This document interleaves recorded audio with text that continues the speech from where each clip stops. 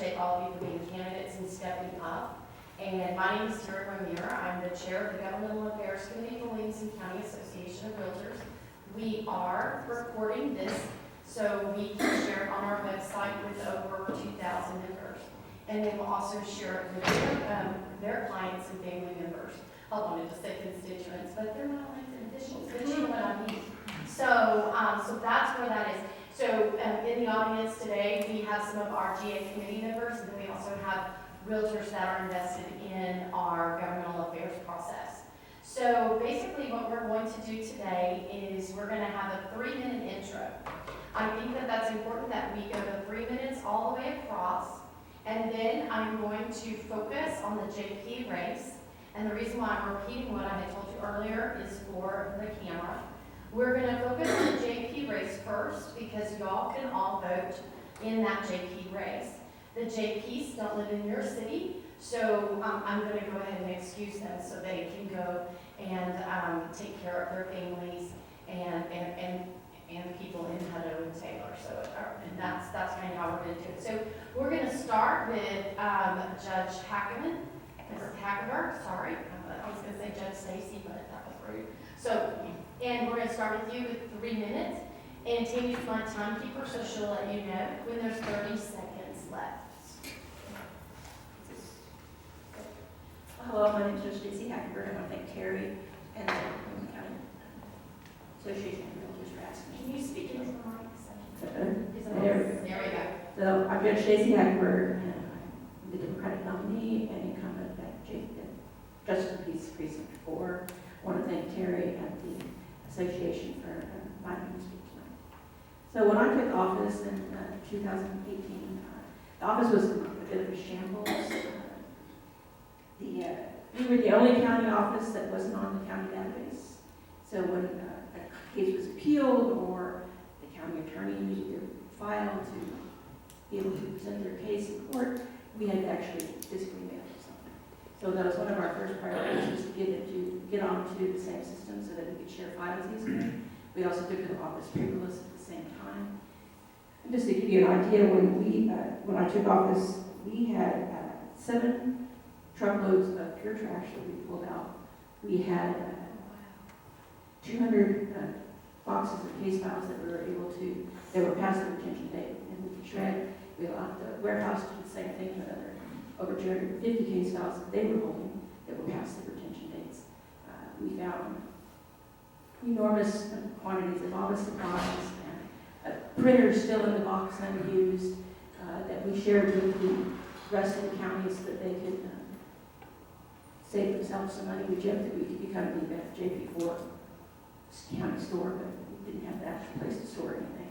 We found $32,000 worth of stamps that were unused that we turned into the auditor's office to share with the rest of the county and moved to a mail metering system. So we did a lot of things to try and bring the office up to speed and get it more modernized. As for myself, I am a native Texan. I've lived in Round Rock for 28 years. And this is my community, and I want to see it prosper and grow. And one of the things that, as a JP, you don't have to be a lawyer. And I think that part of that reason is because they want you to be close to the people that you're seeing in your court. They want you to be able to have that same shared lived experience. So I've experienced times where I had to make a decision between whether I was going to pay the mortgage or buy food for the family. Or I've dealt with kids who were reluctant to go to school or whatnot, and between school and my scouting experience, so that I've had that experience that I can bring to the courts, that when I deal with people, I can understand where they're coming from, and really that's the key, is to be able to listen and be empathetic and make sure that everyone is heard. That's really the key. The vast and overwhelming majority of cases that I see are civil. Our criminal cases are taken at the window because they are almost 90+% traffic cases, and people can pay the fines instead of filing their time. So the key here is that people want to be heard, and that's what we try to do. Thank you. And I'll let my finger when I have 30 seconds left, so if you guys will look over here every once in a while. Well, good evening, everyone. My name is Rhonda Redden, and I'm running to be your next Justice of the Peace Precinct 4. I am a lifelong resident of the Central Texas area. I have been in the Precinct 4 area for almost 20 years. I moved here in 2003, and I started working here in 2004, working for the Hutto Police Department. I also own a business here. I've owned a business here for 4 years. So I'm very dedicated to all things Precinct 4, and I'm very much an East Side kind of woman. So I spend my time here, I volunteer my time here, I spend my money here, so I am all things Precinct 4. As far as background goes, I have a master's degree in law, I have a bachelor's degree in something very similar to public administration. I'm also a certified public manager. I have 31 years in county and city government, and 29 of that as a civilian in law enforcement. And I retired from the Hutto Police Department in 2019 and went back to school to get my master's in law for this very specific thing. I kind of feel like that we are, even though there are no qualifications for the position of Justice of the Peace, and literally there's virtually no qualifications, I feel like that as taxpayers we're kind of owed somebody that has a level of expertise to go into that office. I've spent a lot of time preparing to run the office of the JP. I spend my time training with other JPs so that I kind of understand what is happening in that office and how those things run. So I feel like I've spent a lot of time preparing, getting ready for that. So I feel like it's just as important to know how to do the job as it is to run for the job, so I try to split that time equally. And that's pretty much what I can think of for right now. So thank you very much. So my name is Mike Snyder, and I currently serve as the mayor of Hutto. I've lived in Hutto since 2017. I moved there with my company that I've worked for the past 28 years. I've spent time in South Carolina, DFW, and I grew up in Kansas City. Seeing all the different cities, you've kind of seen the metro areas, I've seen how different things get done. Most of my time in my day job is working with other governments, city councils, city staff, and so you see different ways things get done. In 2018, towards the end, I felt the calling to run for office in Hutto based on some of the events that were happening. I was elected in 2019 as a city council member, and in 2021, I ran for the unexpired term of the mayor and was elected then. And so it's been just about 12 months since I had that. I think one of the things that I bring to Hutto that's a little bit different perspective than other city type people that run for office is, and also not just the involvement that I have in other communities, but also the involvement I have in the business community. Wife and I own our own business, but also in working in a day job and doing development work, you see a whole different way of doing business that most people in the city do not see. And so we see things from a private perspective. And so what I hope to do as I get reelected is to continue what we've been doing over the past year. We've tried to rebuild the city's infrastructure. We've tried to keep our cost of living, our taxes low or lower, and to keep bringing them down. We try to reduce the cost of utilities. We tried to, there's a term, heal Hutto. We kind of had a difficult past. We've tried to bring that forward, move us forward, prepare for the growth, the things that are coming. Central Texas is not going to slow down. But what we can do is if we properly plan, we can make up potentially for lost time, plan better for the future, kind of set things up in a way to where our neighborhoods can be rebuilt with a good park system, a good road infrastructure system, all without overburdening our residents with a lot of costs. So from that perspective, I try to bring a business mind to government and try to do it in a manner that's upfront, it can be direct, try to be very transparent, hold everybody accountable, and what I found so far is that if you follow that path, you make a lot better decisions because you're doing them out in the public, in front of the eyes of your constituents. That's it. Thank you. Hi everybody, I'm Mandy Villarreal-Salvo. I'm currently a city council member for Place 3 in the city of Hutto. I originally grew up in South Texas and spent the past 12 years in Central Texas. I have degrees in corporate communication, cultural anthropology, and rhetoric and writing from the University of Texas at Austin.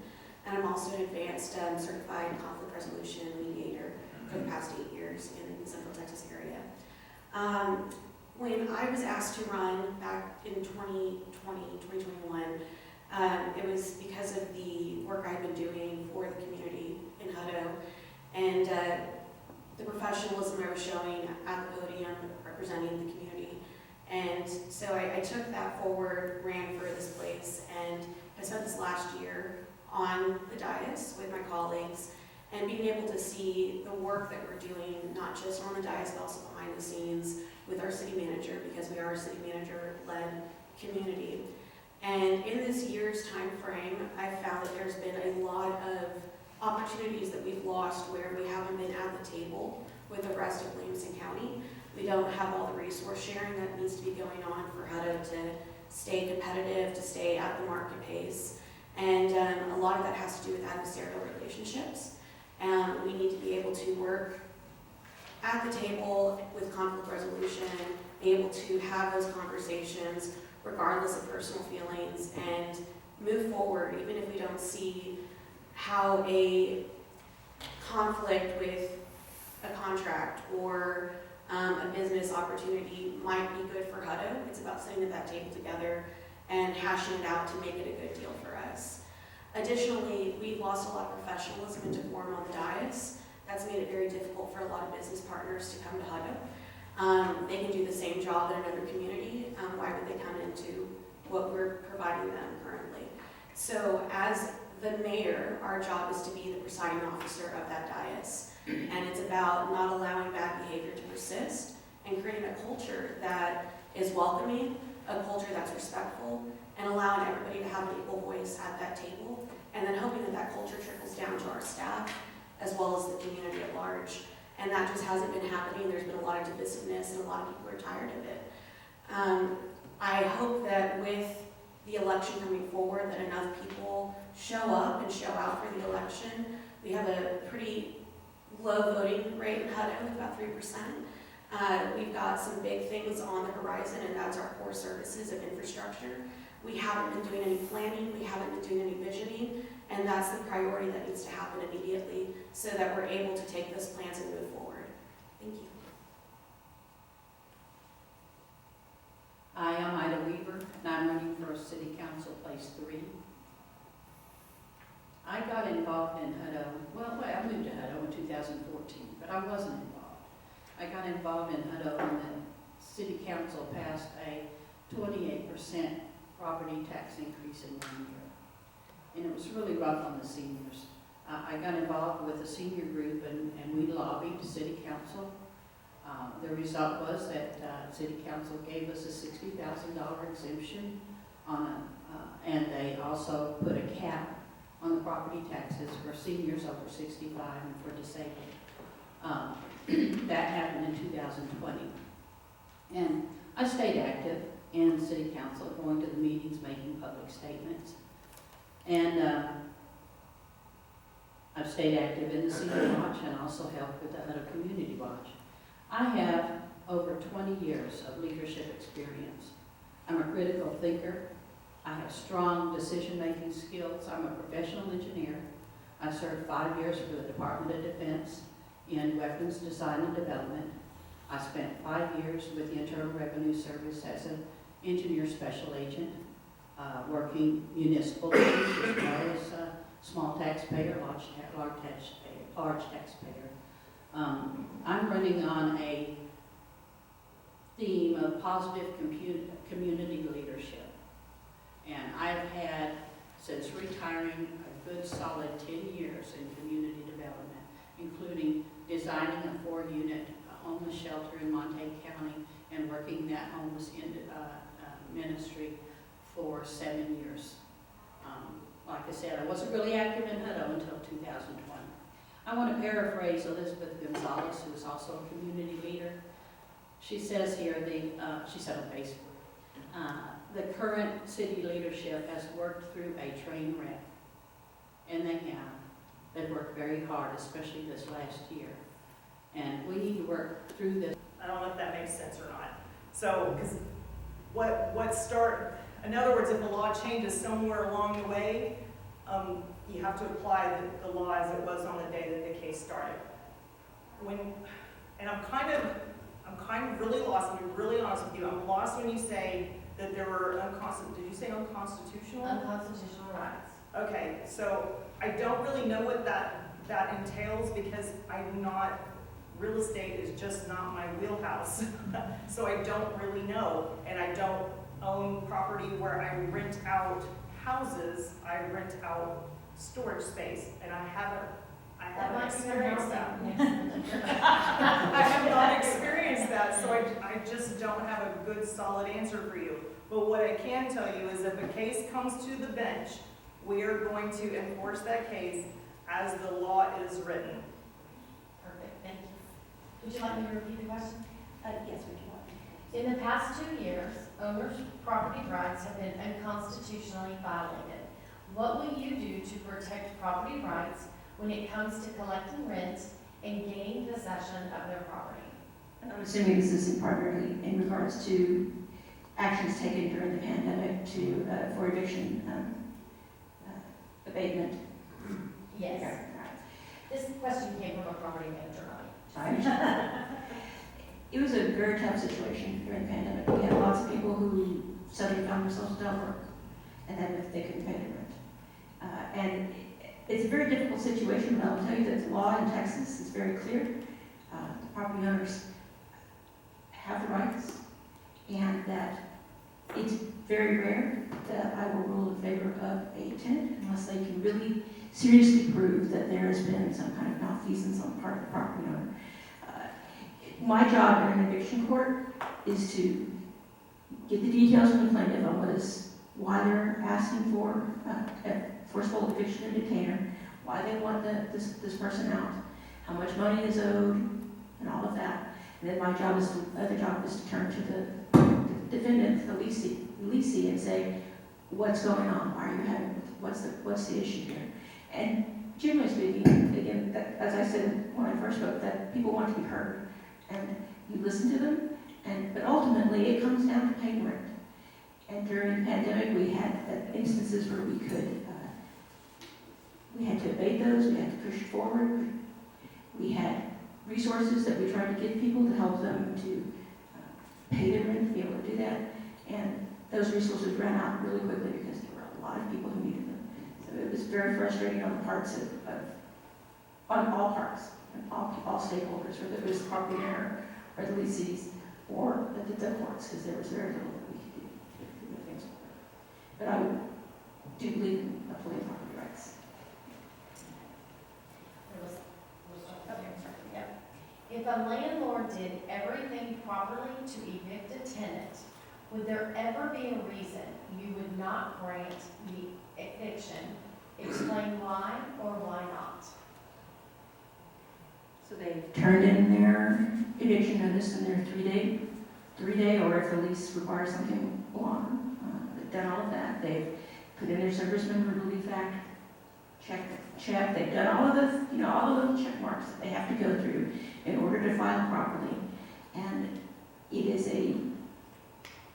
everything's been filed properly and handled properly, then no, there's, like I said, the tenant has to prove something of malfeasance in some manner, and that just doesn't happen. And generally speaking, those are cases, I tell people, an eviction case is a case regarding rent or lease violations. And as long as the landlord has proof of those things, then they're going to be found, it's really going to be in their favor. If a tenant tries to say, well, I didn't pay my rent because they weren't fixing things, they weren't taking care of damages, or things were breaking down and they weren't doing, so well, that's a separate case. That's what's called a repair and remedy case. And I explained to them the law.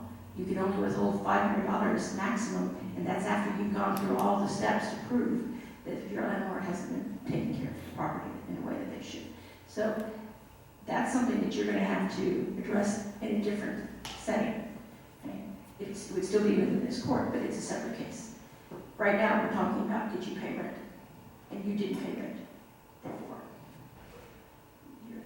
So your answer would be Yes, I would have told property rights of that landlord. Okay. I misread.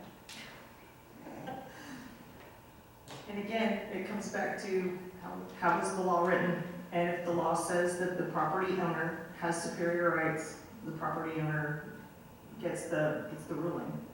And so if they've done every single thing that they needed to do, if they have met every single bit of the criteria that is required by law, their rights are superior over the tenant. So I would rule in favor of the landlord.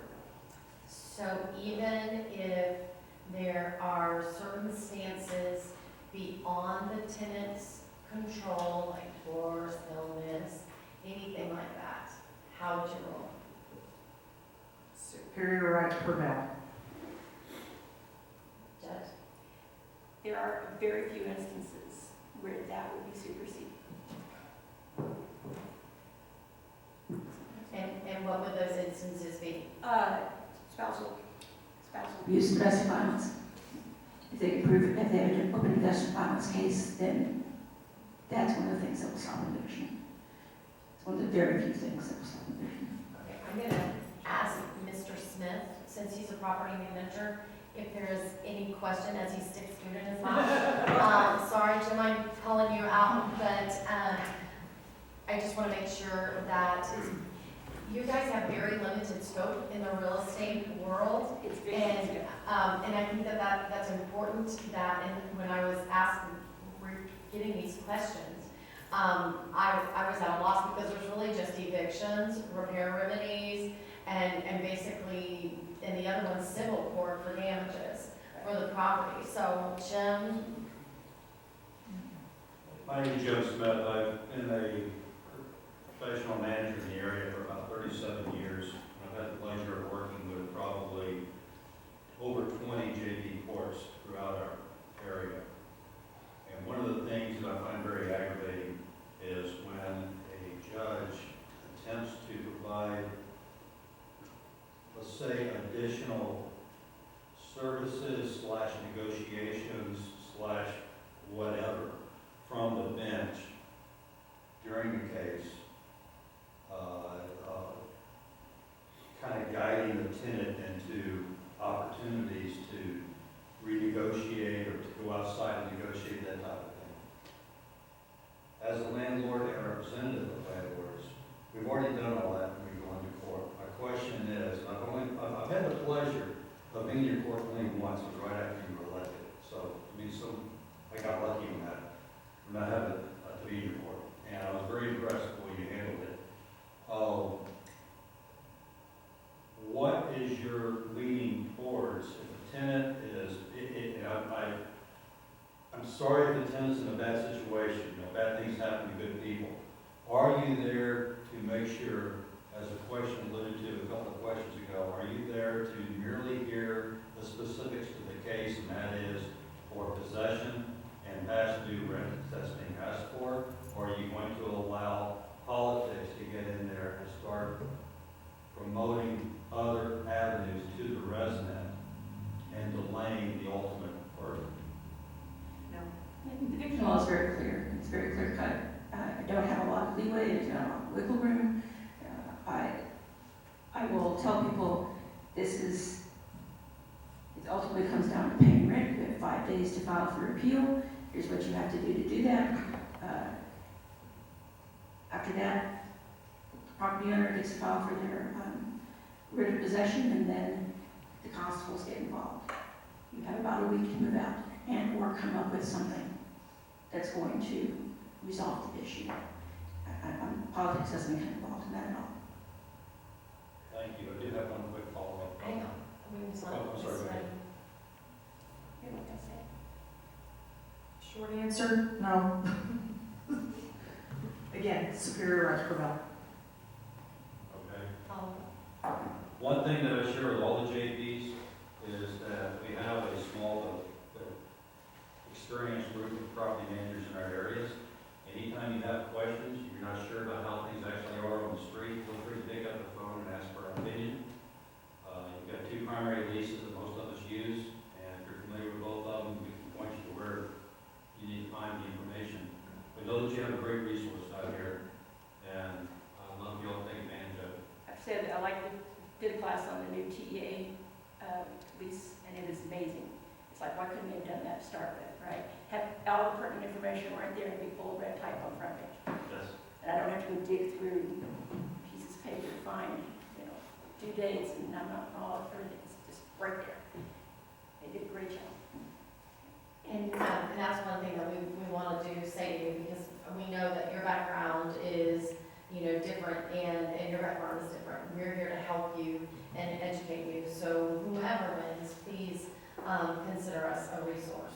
So I am now going to let you guys have 2 minutes to tell us why.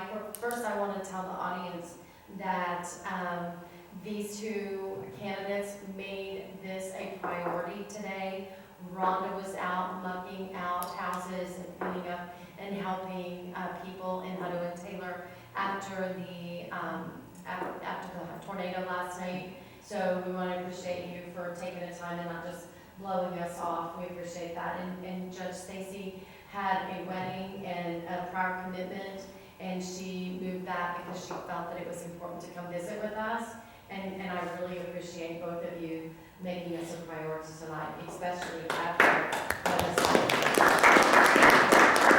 So now please give us your 2 minutes of why you're the better candidate.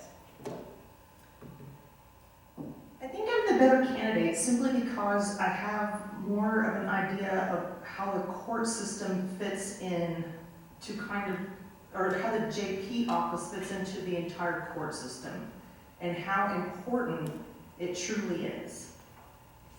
And it's kind of bothered me for the last few years that I've watched people, say, I'm gonna run for JP because, I'm gonna run for something else later. And I'm like, that's really not how we should treat it. It should actually be treated as the bench with the respect that it deserves. And that is not to say that Judge Hackenberg plans on running for something else. That is not what I'm saying. I don't know, I have no idea what the plan is. I do not have that plan. Right now, though, the court itself, in regard to whether it's evictions or, death scenes, debt claim, truancy, all of these things that the court handles, there are so many things that the JP court handles. And right now, JP4 handles less volume of cases than any other JP office. And I don't know for sure why, although I do hear things out in the community as to why that number is so low. But I just feel like we can balance those numbers out a whole lot better. We can make things just a little more efficient. And I think I am the person who's ready to lead East Williamson County as far as the JP's office goes into the huge explosion that we're fixing to have over there. I am familiar with growing pains. I am familiar with what it takes to run these kinds of municipal government offices and county government offices, and I'm just ready to take us to the next stage and ready to balance out that workload with the other JP offices. Thank you. Thank you. I've lived in Precinct 4 for 28 years, as I said, so this is a community I'm very involved with. I have no plans of going anywhere else. I'm 58 years old. I hope that I, can hang on long enough to get vested in the county and retirement system. That would be nice. So, as far as the caseload, if you look at the caseload numbers, the vast overwhelming majority of the difference with JP3 and the rest of the courts is criminal load. And in fact, if you added the caseloads of Precinct 1, 2, and 4 together, they would not equal the caseload of Precinct 3. And that is because Precinct 3 gets the bulk of the criminal load in the justice court system in Williamson County. There's reasons for it. They're pretty straightforward. Most of those come from sheriff's office tickets. And here's the key. The sheriff's office is in Georgetown, and so is JP3. So on the off chance that those officers might have to be present in court, they select JP3 as their court. So that it's easy for them to get to that hearing. They don't have to drive to Cedar Park. They don't have to drive to Taylor. They can come directly to Williamson County, directly to Georgetown. Part of it's road volume, traffic volume. Loss of infrastructure is passed to the consumer. That's what it is, okay? The consumer is the homeowner. The consumer is the homeowner, That's correct? right, they have to pay. All right, and anybody feel free to correct me if I misstate. A PID is signed, a dollar amount is signed to a parcel, and it is $18,000, because I'm gonna zero in on one that I know personally, okay? And basically, it's an $18,000 assessment. Yeah, it's an additional cost over and above what the construction of your home costs. To offset whose expense? The homeowner is gaining the use of this infrastructure. No, it's to offset the cost of the developer. So for instance, they assess $18,000 to each parcel. And the PID is, if it was just $18,000, that would be different. But the city gets an administrative fee every year and interest rates every year over 30 years. So this $18,000 ends up costing the consumer $55,000 over the course of the 30-year spreading out. So that is a way the city incentivizes the developers yet costs the consumer. So a $250,000 house, which no longer exists in Idaho, so I'm just going to say a $400,000 house, which really is a $250,000 house, is assessed an $18,000 assessment. That house will not appraise for $418,000, so it's not put into the cost of the house, yet the developer pockets it. So how do you feel about PIDs and the use of offsetting the cost of the developer, but throwing that cost onto the buyers or the consumer? I'm a little confused because the homeowner does get the use of that infrastructure that the developer puts in. You said sidewalks, things like that. Would you think you would buy a house for $400,000 that didn't have sidewalks? Well, Just asking. so what I'm saying is, there, for instance, when James and I came here to Hutto, we would not even look at a house that had an HOA. We would not. We've owned houses all over the United States, half a dozen of them. When we come in, we do our research. And if I went to buy a house that was worth $250,000 and knew it was going to cost me $400,000, I would not buy it. So all I'm saying is, if it's the way you describe it, there must be a lot of fools out there. I get why you might not like the PID, but we have to look at it from Hutto being an agrarian society where most of our land is not in the city limits. Agrarian. So when we have a developer come in and we have a choice, if they want to come into the city through voluntary annexation, we're then liable, we have to pay for the infrastructure, the water, the wastewater, all of those improvements. We're the fastest growing town in the state of Texas and the nation, one of them. So we can't afford to do that for everywhere else that people want to build. So the only way we can kind of keep up and not destroy all the people that have already decided to make Hutto their community, their home, is that we need that funding vehicle to put those infrastructure things in place.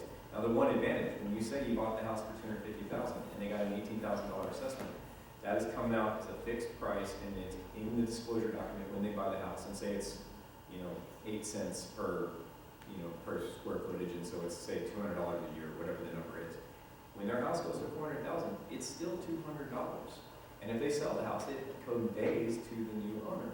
So most people do move and sell their homes and stuff, so they're paying for the infrastructure in that neighborhood there they chose to live at that time, and we get the tax revenue. Yes, is it a benefit to the city? Yes, but the problem is, we now have all the other infrastructure with all these neighborhoods coming in, and we have to improve the roads outside of it. Yes, you can do a traffic impact fee and stuff, but a PID is allowed to improve everything in that district, and then possibly get a better quality thing, because if the developer's doing it, they're only gonna put the minimum size that they need for their wastewater pipe for just their development, because they're paying it. If we do it in the PID, we can convince them and say, hey, can you put a larger pipe so that we can now know, because we use vision of where the rest of the town's gonna grow, they can put a wider road, they can put a larger pipe so we can pass it on to the next developer, and get our infrastructure in place without bankrupting all the citizens that already have lived here and have been paying their taxes.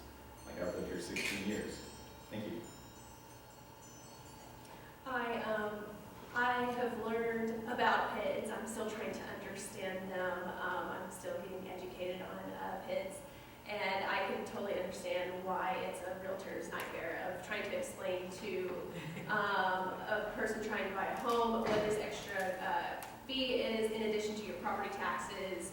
I totally understand how that would be not a good situation. But at the same time,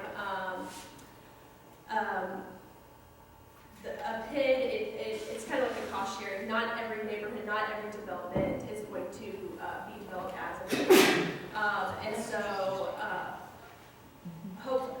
but ultimately, the cost sharing, you know, like that money is used for the infrastructure for that area. And so it just kind of offsets the cost to the city, especially with Hutto growing as much as it is and how quickly it is. How quickly it's growing.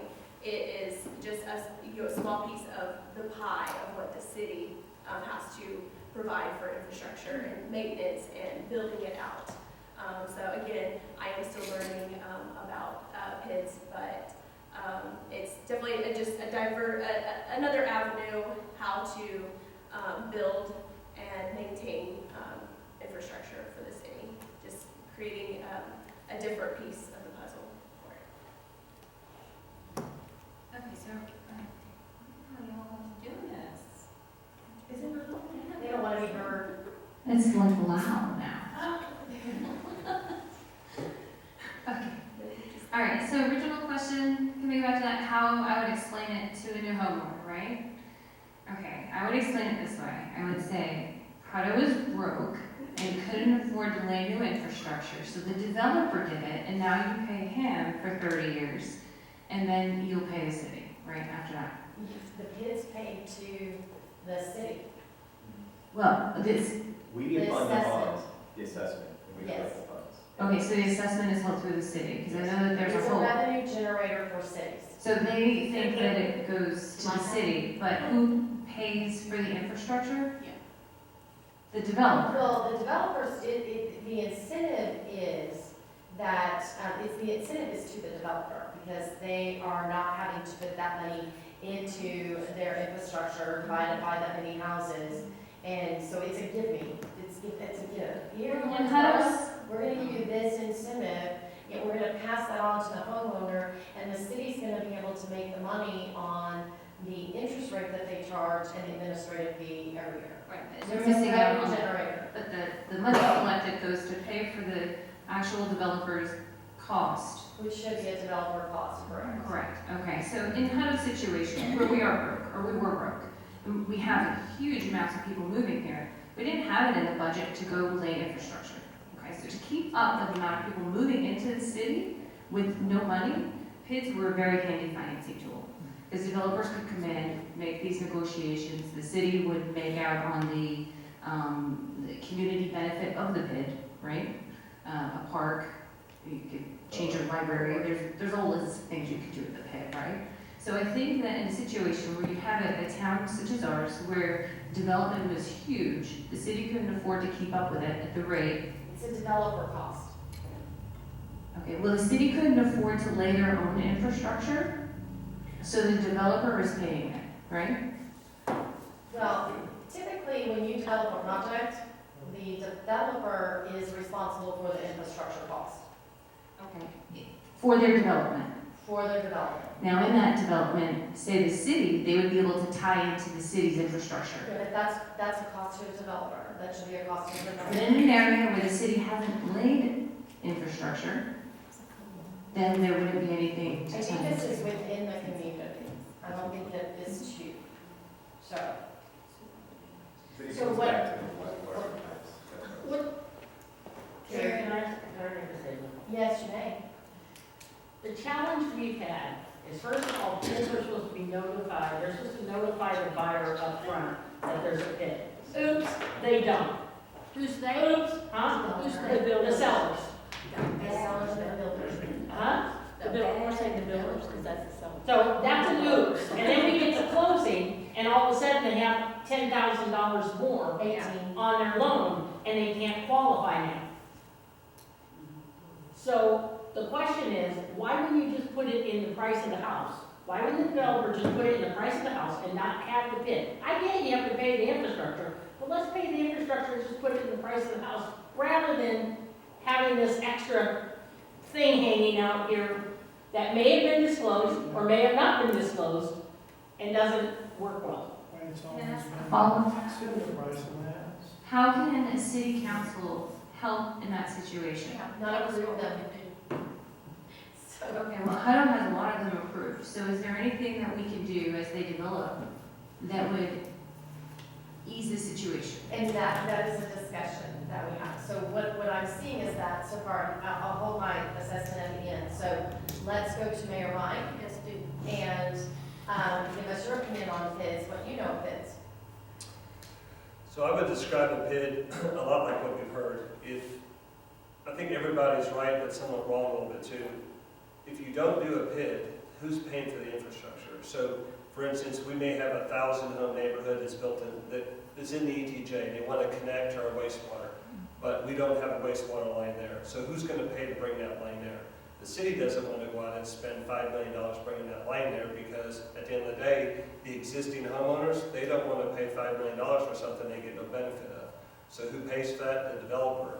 I think it's true that in a well-balanced market with 6 months supply of homes, I think you would have them trade at different prices based on the exact same house in a PID district versus the exact same house in a non-PID district. Because the market's so screwy, anything for sale gets an out-of-state offer, all cash, closed in 14 days, which used to be a 45-day close if it passed inspection. Now people waive those, no contingencies. So a lot of this, I think, is exacerbated because of the market. Now, I will tell you, in Hutto, we have a PID policy. They should be, at closing, having the notification in there. But now I'm going to do something, ask a question back, that will lose probably any kind of endorsement. If the Realtor Association knows, like Leander's a big PID city, Round Rock is a big out-of-city mud, and Hutto is now a big PID city. Is there not a way in the, I forget what the MLS listing, that some of these things are in there to where you know, like, okay, Cottonwood Farms is a PID. I live in Emery Farms, it is not a PID. Mustang Creek. And so I get the issue, and I think everybody's open to better disclosure. We actually are reviewing our PID policy in Hutto as we speak. And so one of the things we did when we did the last PID policy is we asked developers their opinion. This time, I think what we should do is ask the Realtor Association, since you guys are getting the back end of it, your opinion on how to better disclose it, so that at least if it doesn't work out then, we can all share in the blame. The resales get disclosed. It's not the resales, it's the new homes that just sort of get. We have a law, they can back, if we don't disclose up front at offer time, they can back out. That's what's effective September 1st, new law that took place September 1st. But yeah. They're still got to get them to follow the law, right? So to us, to push back, we have our responsibilities as well. So, and we're at the endorsement, and that's not going to be a lot of people that push back, push challenge. So, let's go on with me, Andy, so here, because I think I have an overall summary at the end. Yeah, so PIDs are definitely, is this helping? Okay. Controversial, especially right now. It's on the city council currently. We are revisiting PIDs and MUDs, and if there is a way for us to create an ordinance or the development code, and because the policy is not working, then that's a bigger conversation that needs to be had and needs to be made a standard across the base. But the argument for PID is, are they bringing something in that development that's over and beyond a regular developed neighborhood? And if they're not, then, right, so for the neighborhoods that are not, then you have to look, why was the PID, why was that financing mechanism allowed? And if they're not answering, Against that, I would appreciate it. So then that way everybody gets an opportunity to weigh in their opinion, and you'll just turn it over to the youth, okay? All right, so Nicole, if you'll give us your 2-minute closing arguments per se. Most definitely. Okay, you can tell by my answers I'm very passionate about HUDO, okay? So I'm just gonna pull it back to myself a little bit to let you know that there's more about me than just my fire. Okay, I've been active in the community. I started when our developer, who still develops in HUDO by the way, pulled out our playground and then threw in something else just to look cute, but it had no baby swings. And so that's really what actually got me involved with paying attention in the neighborhood, was to bring back the baby swings. And I started going to HOA meetings and speaking up, and then when our board changed over to residents, I was elected to the HOA board and I served a term as president. During that time, guess what? Put in a playground with baby swings. And so really that just kind of encompasses what my passion does. It starts with a spark, something that gets me fired, and then I turn that, use it as a catalyst for change. And so as passionate as I am about HUDO, you can expect that I would take that to do something to make something good about it. I have very high standards, especially in dining and food service, which is perfect for my career, because that's what I do, working with high expectations of customers. And that also translates to the city. If you say you're going to do something, I expect you to do it. If there's a change, communicate that too. But with those high standards, what I would like to do is being elected is to bring back the reputation to HUDO that we have those standards, that we are a city that doesn't tolerate malfeasance, okay, that we are taking care of our staff, that we're developing our staff. We had a 60% attrition rate and lost thousands of years of institutional knowledge. And so we're working with a very young staff.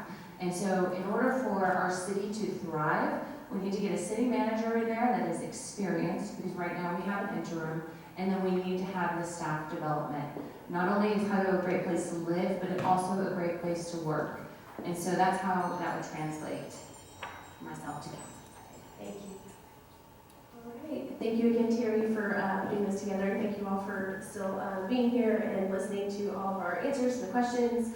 But how I got involved, of course, I moved to HUDO in 2018. I have always wanted to get involved in my community. I love HUDO. Of course, I chose HUDO to start my family. And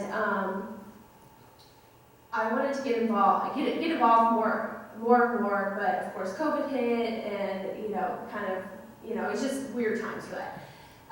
But kind of the pieces of the puzzle that came together for me is that I've always wanted to serve my community and get out, and listen to the residents. I was volunteering for a candidate block walking, and I had met other candidates on the city council, and just they kind of lit a fire in me, like, hey, you should do it, because I had always wanted it, and it was kind of, on the back burner, but I needed a push. And so all the pieces of the puzzle kind of came together, and then it ignited the fire, and I was like, this is my time to get out there and put myself out there and be the voice of the residents of HUDO, because we are we are a growing community. And I did have those questions, in the back of my head of why is my water bill so high? Why did the fireworks show get canceled on the 4th of July? What's going on with the co-op district? And a lot of residents, they may not know those answers unless they seek them out. I want to be the voice of those residents. We do have a lot of residents who are moving, new residents that are moving to HUDO. I want to be their voice. I want to get them engaged. And actively, I want to get them out to the polls. I want them to vote. I want them to start being a part of the community. Because HUDO has a strong community right now. They have one, but it's growing. There's a lot of diverse people coming in. And so they need to be a part of that picture too for HUDO. Thank you again. Thank you once again for the time for today. I'm a 6th generation Texan. My family's been here since the 1800s.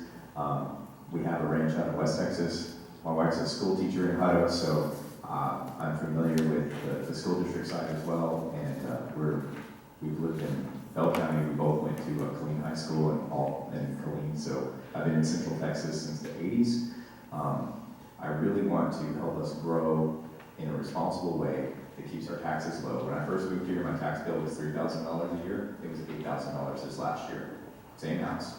So this has been a real issue of why I wanted to get involved. So I said, what can I do? I have 15 years left on my house.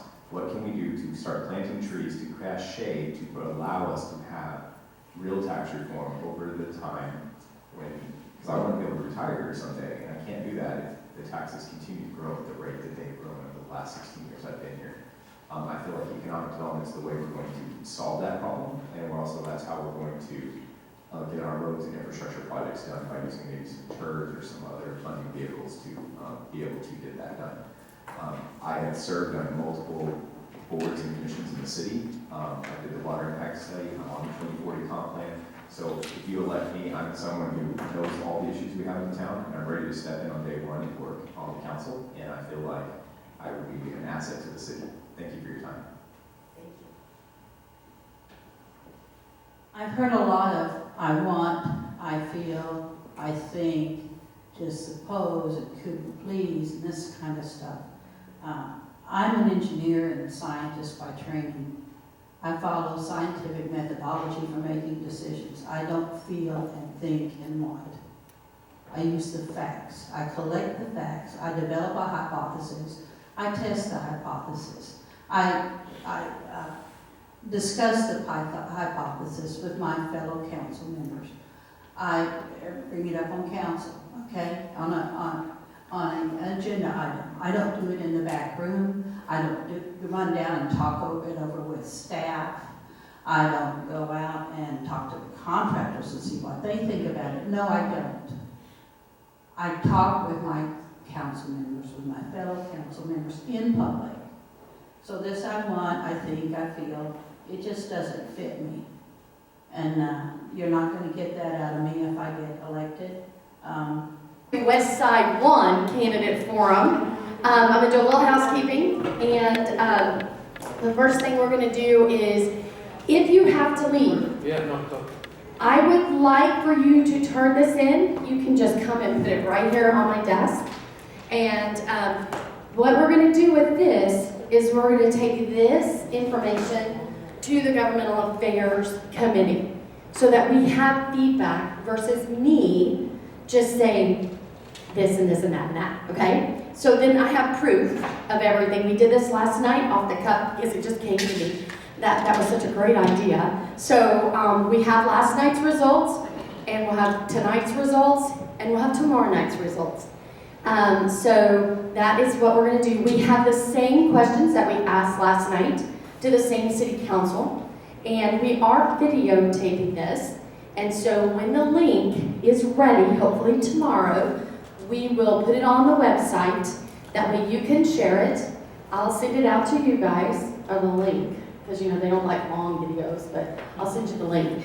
And then you can share it. So when you guys are speaking, we're going to share this microphone and that microphone, and that microphone. And I need you to speak into the microphone for sound quality for the video, okay? I think that, is everybody signed in? All right, I'm going to give Julie McCusker 2 minutes to come up and talk to us. She is the sponsor from First American Home Warranty. She sponsored the happy hour, so make sure you drink all of her wine and eat all of her food. So I'm actually not going to take the full 2 minutes because I know we have a lot to get through tonight, but I'm Julie McCusker with First American Home Warranty, and I did bring the goodies. I'm glad to be here, meet some faces, meet some people that are new to me, and I'm sure new to you, and learn more about them and see how they're going to be able to potentially serve our community. So I appreciate the association letting me come and do this. I'm sure everyone is familiar with home warranty, but you are welcome to grab me and ask any questions you might have. One question I had last night, which was somewhat more comical than anything, was, does home warranties cover the tornado last night? That's cute. I said, no, those are acts of God. So unfortunately, no, it does not. Again, thank you for allowing me to be here. Okay, and then I'm gonna give the microphone so y'all can share it. What we're gonna do is, it looks like we have some missing candidates, and I do have a statement from candidate Tim Kelly, and when we do the introductions, I will read his statement into the video so we have that for the record. And what we're gonna do is we're gonna start with JP2's candidates. They're countywide, and I think that it's important because into Cedar Park is in 2, Round Rock's in 3. So then we are going to give Mr. Flores, the Honorable Mr. Flores, I'm sorry it wasn't on your sheet, I'm sorry we missed the honorables for those that are honorable. I will give you 3 to 4 minutes, and we want you to share with us I'm going to ask you 2 questions, and then I'm going to let you give us the introduction. I'm going to have you answer the 2 questions, and then you're free to go. Unless you want to hear your esteemed colleague candidates speak, you're more than welcome to stay. Same thing with y'all. Once we're done with the JP, you're more than welcome to stay, or you can go with your families. Okay? All right. So I'm going to turn the microphone this way, and I'm loud, so you should be able to pick me up on them. Okay, and sorry. Introductions will be 3 minutes. You will get a 30-second notice, so then that way you can wrap it up. Okay? I'm hoping to get out of here by 7:15. They want to go to their families, y'all want to go to your families, and I know campaigning is time-consuming, so we want to make sure that we respect that. I want to thank you, every one of you, for coming and joining us and giving us your thoughts on your run and your candidacy. That's very important. It's so important that we have people step up and challenge opponents, because that's important, because it only makes you sharper, okay? That's important. And we want to thank you, all of us, for you giving us your time and your energy and your talent during this race. So we wish you the very best in your race, and also understand this: win or lose, support or not, we are here to support you as a resource. That's our job. I know you guys don't know everything about everything, and if you do, please let me know, because I want to know what you know. We're here to help you.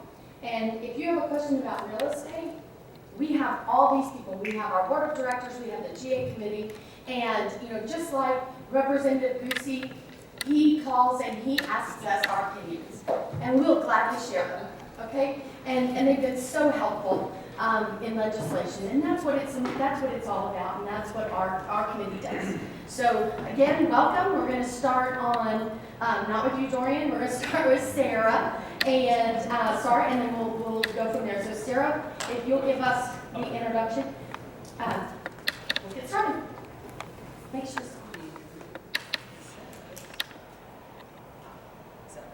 Yeah, there we go. Thank you everyone for being here. My name is Sarah Brock, and I am running for Justice of the Peace, Precinct 2, which is Cedar Park, Leander, Liberty Hills, the western side of Williamson County. I'm a 5th generation Texan, and I was raised in Corpus Christi, Texas, and I'm a 22-year Williamson County resident. The last 20 years have been in Cedar Park. I live in Cedar Park with my husband Ian of 26 years, and we have 2 beautiful children. Our daughter Eleanor is a sophomore at the University of Wisconsin, go Badgers. And then we have a junior in high school, Eli. He goes to Meridian over here, and right down the street from you all. I started my career back in the 90s in the tech industry. I was the only woman in my organization. I was also the youngest. I was 21 years old, and worked with a bunch of 40 and 50-year-old telco men. So it was a great learning experience about finding my voice. And actually, I had a great experience. None of those men were, what you hear about from the 90s. They were actually all very great, took me under their wing and taught me so much. And then from there, I became a stay-at-home mom. So I did things a little backwards. I had a career for a few years, loved every minute of it, and then decided to have kids, stayed home. And then once my kids got a little older, I decided I was ready to go back into the workforce. And so I went back to school, got a degree from from University of Texas. I have a bachelor's degree with honors from UT in sociology and public health. And then from there, I decided to get involved in public policy. I worked for State Representative John Busey as his district director, and I've been with him since January 19th. So I work a lot on state policy and working within our community as his district director. So any constituent casework comes through me. Anybody needs help with the state agency, that comes through me. So I've taken the time and built relationships with all levels of government in my community, specifically in Cedar Park, Leander kind of area. And so going back a little bit, sorry. So while I was a stay-at-home mom, I was still, involved in my community, obviously. School volunteer, just like, most moms. And I was also a hospice volunteer for a very long time, which I think is one of the most rewarding things I've done. Being able to be with people while they're dying is an honor. So I look forward to working with people in my community, working with the people that will come into the JP court, and hoping to serve the people of Precinct 2 in that role in a fair and unbiased way. I really appreciate you all being here and for listening to us tonight. Thanks.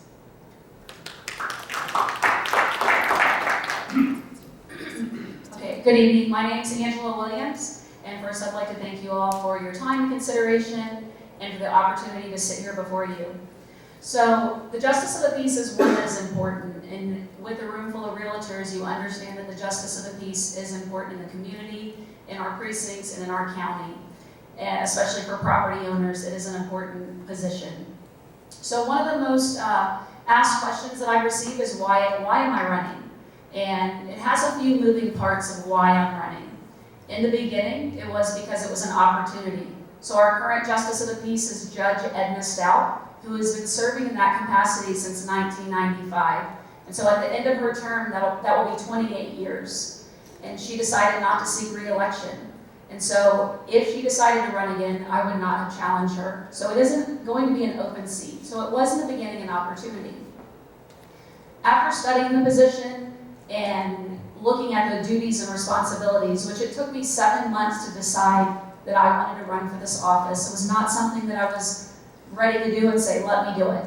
It was 7 months of consideration and prayer. It's a huge responsibility in the community, a lot of duties. Many people have no idea what the Justice of the Peace does besides Justice Court.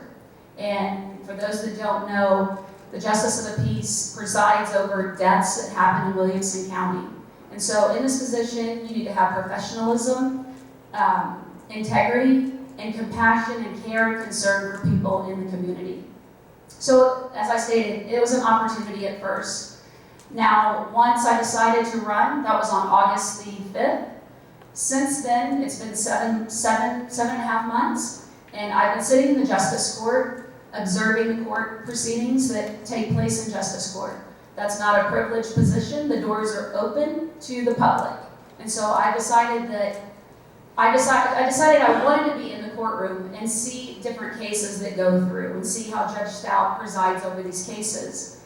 And sitting in the courtroom, it gives you an insight into what is actually taking place and what are those duties and what are those responsibilities. And so I'm not sure if anybody knows about the qualifications of the Justice of the Peace. It is somewhat low. And so I believe sitting in that courtroom gives me an advantage to understanding the courtroom. I have 25 years of business experience. I'm a small business owner for 25 years, a construction business in Leander. My husband and I have been together for 30 years. We have 6 children, 4 grandchildren, and I moved to Leander in 1988. Attended Leander Middle School, graduated Leander High School. I do have 2 business degrees. And I will preserve, protect, and defend the Constitution and the laws of the United States and of this great state of Texas. Angela Williams, Justice of the Peace, Precinct 2. Thank you very much for your time.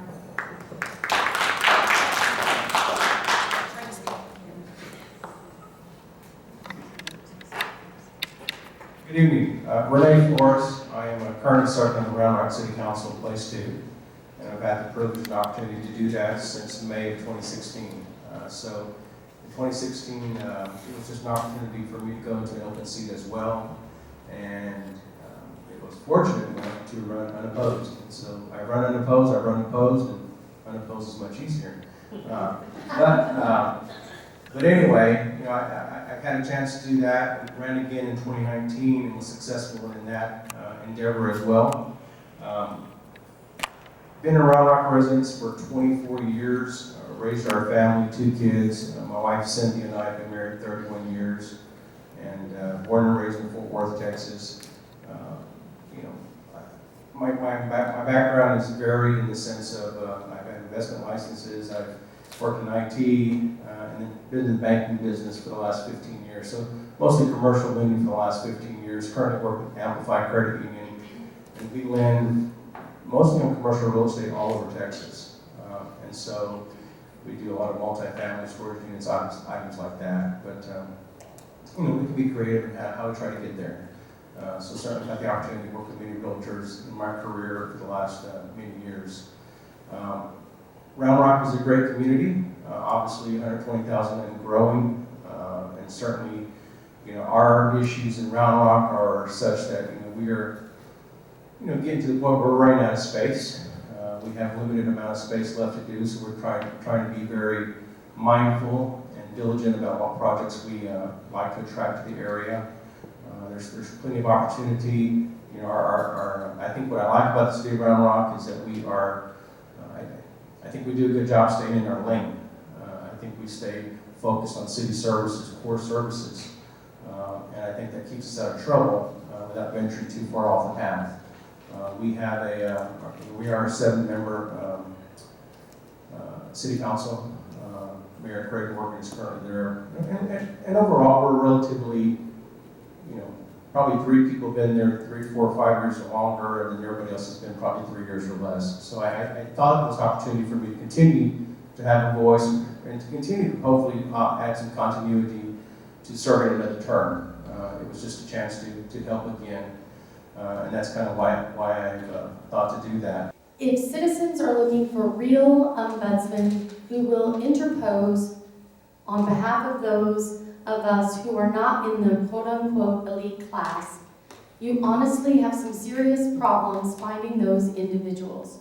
It does not matter what level of government you are gazing at. There are virtually 0 people standing for those they are supposed to represent. These are unprecedented times, and these times may be unmatched in the history of our civilization.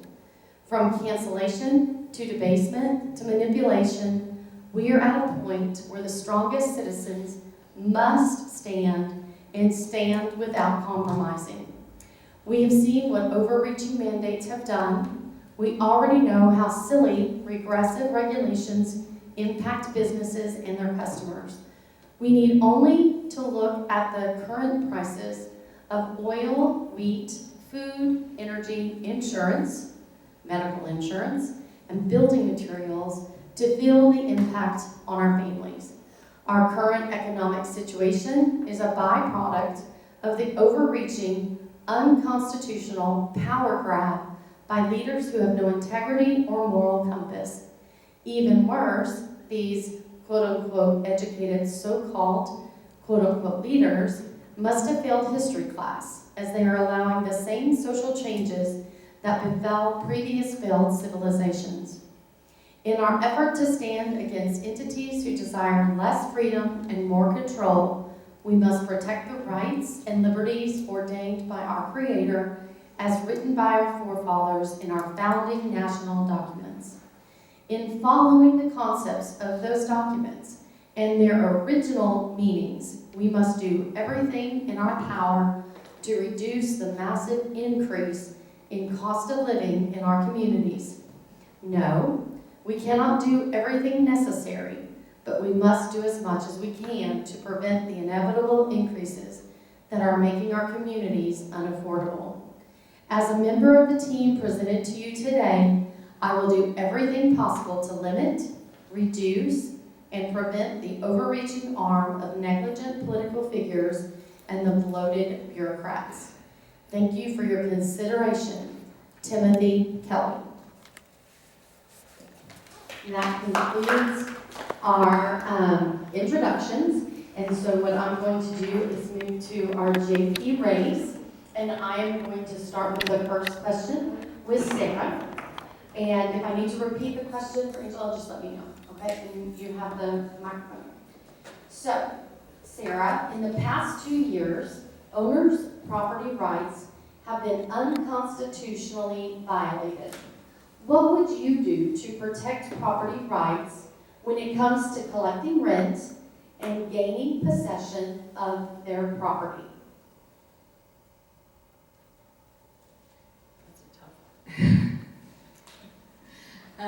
So, the suspension of evictions is, I'm assuming what you're speaking about. This came from a property management member. Yes. So, I think that there was a federal mandate to suspend evictions during the COVID-19 pandemic. And obviously, as a judge, you can't go against the law. So I don't honestly know what you would do in that case, because you have to follow the law as a judge. I also, as a judge candidate, can't speak how I would rule on any case that would come before me, so I can't answer that explicitly. And the judicial role is not one where we make policy. We just enact the policy that is before us. Once evictions are rolling and we're, back into normal times, which now we're able to process evictions. And I think the most important thing is to be able to process those evictions as quickly as possible, allowed by the law, and to run your court in a way that is efficient and doesn't drag any heels and tries to get as caught up as quickly as possible. And one of the ways to do that is to utilize all technology available to you. The Texas Supreme Court has stated that justice courts can continue to use Zoom where appropriate, and so being able to schedule court dates, if somebody can't make that court date, but they can make a Zoom, it helps to speed up the docket, which will help just get through that backlog of eviction cases in a more efficient manner. Same question. Okay, so the Justice of the Peace is there to determine who has rightful ownership to the property. And so that is with a contract, a lease, or you can show that you have proper ownership of that property. And it's up to, the judge to decide, do you have rightful ownership to that property? And if you do, the owner should take possession of the property. And that is, going through the different steps of the eviction process. And as long as the owner of the property has followed the processes and the laws that they are required to do, they should receive their property back. And I am there to make sure to protect the law and uphold the law, and I will uphold the law as it is written. Okay. Now, these questions came from our members that are property managers. So, and one of the things they said was, it's very difficult to ask you guys questions because your real estate scope is so small compared to what you do. So understand that these questions are really related to property rights and property values. So the next question is kind of a continuation of the first question. And it's, if the landlord or property manager did everything properly to evict a tenant, would there ever be a reason you would not grant the eviction? Explain why or why not. If everything was followed properly, there should be no reason that the tenant should be evicted. I mean, we have to follow the law. The law is the law, and there's times where it's not easy to make those judgments, but we are called to preserve and protect the law, and that's what I will do. Even in hard situations, you have to, go back to the law, and what does the law say? And if everything was followed properly, there would be an eviction. Yes, exactly. I mean, you cannot make make policy from the bench. So if everything's filed properly, and it's actually a pretty easy process to make sure that you have everything properly filed, then the eviction must take place, and it must take place in a timely manner, which is also outlawed by law. So I mean, I can't foresee, again, being a judicial candidate, I can't say this is how I would rule, but I can't see a time where if everything is filed properly, that I would not rule for the eviction because I have to follow the law and I have to, I can't. My job is not to make policy. My job is to enact the policy that was created by the legislatures. Okay, that concludes our questions for the JP's candidates. So I'm going to go ahead and, you're already finished. So you get your last 3 minutes of why you feel you're the, I'm getting corrected, 2 minutes to tell us why you are the best candidate for JP2 position. Okay, great. Thank you. So I believe that I'm the right person for this position because I am a small business owner, I am a property owner, and sitting in the courtroom the last 7 months, I know that small business experience gives me an insight into processing and adjudicating those cases that do come through the justice court. And so 25 years of small business experience, 2 business degrees, that gives me a great insight into processing cases, and as well as having compassion and concern and discretion and just, taking into account the position in a whole, because it's not just with justice court. You're also in the community doing those death inquests. And so in those positions, you have to, again, have discretion, discernment, and concern for people.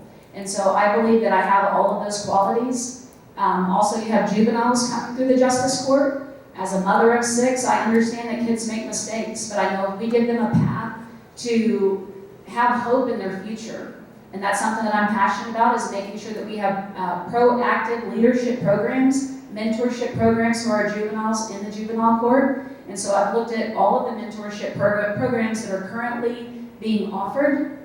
And so I want to make sure that we have those proactive leadership programs for juveniles, make sure that, that I lead with integrity, compassion, concern for all people in the community with impartiality, and not, looking at things through one lens or another lens. I'm looking at it through a judicial lens, but with compassion and concern and following the law. So I promise that I will preserve and protect and defend the Constitution and the laws of the United States and this great state of Texas once again. And I believe I'm right for the position. Angela Williams for Justice of the Peace in Precinct 2. Thank you for your time tonight. I know I'm the right person for this position because I have a proven history of impartiality. I serve on Cedar Park's Planning and Zoning Commission. I've been there for 5 years. 2 years I spent as chair. That job is, I'm running the meeting just like you would be running the court. I'm reading our zoning ordinances and I'm applying that in a fair and impartial manner. I'm leaving my own personal biases at the door when I'm doing that, and just trying to see where the right fit is. So I've done that. I've had that experience doing that. I also have experience working with people from all walks of life, working in the legislature. I have meetings constantly with people and work on legislation with people that have different experiences than I do and have different viewpoints, and I'm able to come to consensus with them. I put community before party even. I want to get in there and work for the folks of Precinct 2. I want to restore the court to the full constitutionality of the court. And, I have, I have a history as well of managing large-scale projects. In my tech job, I managed large staffs. I also managed very large budgets, which is one of the things that the Justice of the Peace has to do. That's about $1 million a year budget, so I want to be fiscally conservative with the money that the state and the county gives us to do our jobs. And I just know that I have the right skill set. I have the right relationships that I've built with nonprofits in our area, with other levels of government. And I just want to serve the people with honesty and integrity and fairness. Thanks. All right, well, thank you very much for giving us your insights and your platforms as to running. Let's give them a round of applause. And again, thank you vote for stepping up and running in the race. So you're more than welcome to stay. We won't hold it against you if you decide to go home as well. I have a planning and zoning meeting, I think I can make it. So there you go. So I'm gonna go, so I. Thank you, Sarah, for coming. I Thank you so appreciate much. it. Thank you. Okay, we are going to turn our focus on the Honorable Renee Flores, who is a current city councilman for place 2. Okay, correct. For whatever reason, I've got all these numbers messed up in my head, and I thought, oh my gosh, if I make them 7, but you're 2. So, all right, I'm going to ask you a couple of questions, and you kind of have, probably, what are we doing, 3 minutes? 2 minutes. Well, you don't have very long because I think that your candidate, I will let the audience know that I have been in contact with Caitlin. There's been some issues with her personal life, and so she hasn't been able to respond with a questionnaire yet. And I'm still hoping that we do get that questionnaire from her. And I'm not quite sure if she was affected by the tornado. So she just hasn't been forthright in that. So if it is, we want to wish her, best of luck, and if we can help her in any way. Mr. Flores, so my first question to you is, you know that the rising cost of living in our area, and as a fiduciary duty, as a councilman, I would like to know what have you done and what will you do to help lower property taxes in the city of Round Rock?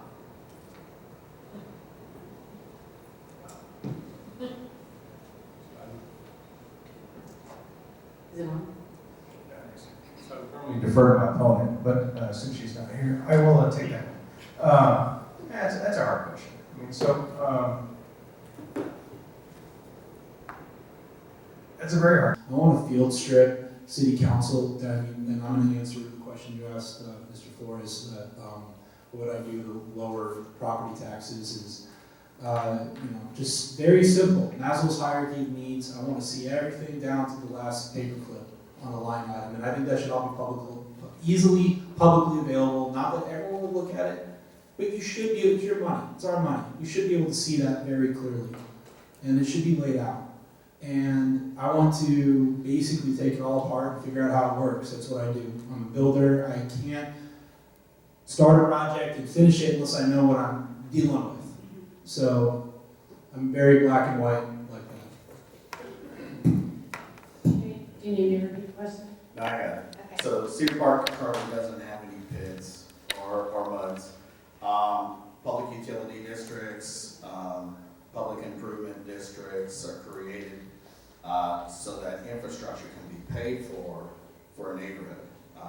The example that Mrs. Chavez brought up would be like Treviso, where a neighborhood was created outside of the primary city limits, and therefore they need to bring water, wastewater, electric, and I don't know if the neighborhood has gas, into the neighborhood. Those need to be paid for. Should they be paid for by the existing residents? Should they be paid for by the existing residents or the residents that are moving into that neighborhood? That's always a question that you ask of these, is who's the one that's benefiting from buying that house in that neighborhood? Is it the existing residents of the city, or is it the new residents moving in? So there's always a balance to that. And that's a way to not put the taxes on the existing residents. You're putting the taxes on the new people building that home in that community. It's no different if they moved into the ETJ and they had to have septic, or they had to dig a well for water. So Cedar Park is a landlocked city. We're kind of getting towards our limit on what we can do within our borders. But what's more important is the cities around us, the growth that's coming in from Leander, from Round Rock, and coming up from Austin. We need to balance all those needs, and so it requires more taxes to build roads wider. And unfortunately, those don't come out of general budgets. They come from like bond packages, because nobody has $20 million to widen Farmer Lane from the southern limits of the city to the northern limits of the city. So you have to have bonds to pay for those projects. Do you need me to repeat it? No, I'm good. So the true beneficiary, I think one of first things you asked, I think, yeah, definitely would, in the long run, would be the city. But I don't, I guess if there was full 100% transparency, everybody knew what was happening, and hey, again, we don't have any in our communities in Cedar Park or anything, but if one was brought in and proposed, everybody would have to know about it. You almost would need to get 100% approval from everybody in that community, because somebody might already be living in that community that bought knowing they have a certain tax rate and everything, and if they don't like it, their tax is going to get increased anyways. I don't agree with this. It's another tax. I do agree, yeah, sometimes you need money to get stuff done, but you know what, we got a budget. That's why I'm not too excited about jumping into another bond for the city. It's not just a bond, but it's the biggest bond the city has ever seen. I know they calculated inflation into that, but this bond was being worked on last year and the beginning of this year, before this war started, before the fuel went crazy, before who knows what else is going to happen. So that 158 is budgeted with I think a 10 or 12% inflation increase calculated into it already. We might see a lot more than that. We're not going to have enough money to do what we want with that. And I'd like to see what happens if your bonds get paid off 100% and you just don't have a bond for a year or two. Are we going to be able to reduce taxes? Yeah, probably, because there's a levy on our tax to have that bond. So, not a super big supporter of PIDs. We're going to start with you. Okay, so can you explain and define what a hidden tax is? Well, there's probably many ways, or a couple ways you can have a hidden tax. So one way, we're always trying to reduce rates, or sometimes councils are trying to max them out. Like when I was on council, we were trying to max out the rate, and I was fighting for the lowest rate. But whether that rate goes up or down, it doesn't matter because the county is going to come and appraise your home, 10, 20, 30, 40% higher than what it was worth the year before or whatever. So you're going to pay more taxes anyway. So that's kind of a hidden tax. It's very deceiving to me to do it that way. It's very, I hear that quite often when I've campaigned. It's like, well, what do you do with the property tax? Well, I can only do so much as a councilman, when I was a councilman, but it's the county really. They set that appraisal, and when it keeps going up the way it does, that's a very deceiving way to increase your taxes with not increasing your tax rate or anything. So that's one way. I guess these PIDs we talked about could be another way. If somebody walks into one in the community somewhere and they don't know about it, or they're there and then it gets placed into action while they're living there, then you have now an extra tax in there that gets thrown in there. What's another good way? Let me think. You put me on the spot here. I know there was another one I was thinking about, but it kind of slipped my mind. So I'm going to sit here for 30 seconds and think about it. And I remember what that was. I don't know. I think I'm going to pass the mic. Here you go. Where do you want me to start on hidden taxes? You have franchise fees. You have real estate. When you sell a home, you have escrow fees, especially from the HOAs. I know Forest Oaks charges a $400 fee every time escrow paperwork is turned in, and the association is allowed to do that per state law. Cedar Park right now takes about 18% of people's total tax bill.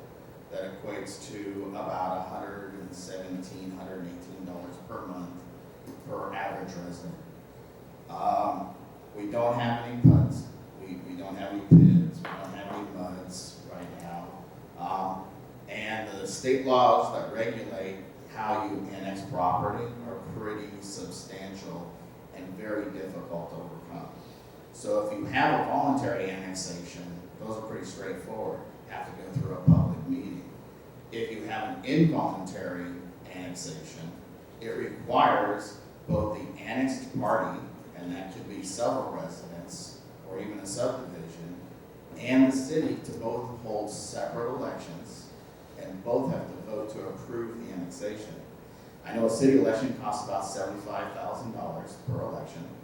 So these are, you know, and then and what cities do to evaluate whether or not they're gonna annex, because a lot of people want to annex, but not everybody understands the costs that are associated with bringing a property that doesn't have flood control, doesn't have curbs and gutters, may not have universal power, may not have universal water, they might be still pulling well water into the city. It costs hundreds of millions of dollars worth of backed infrastructure, possibly, to bring a neighborhood into the city limits. So sometimes it's not fair to the existing residents to consider annexing that neighborhood.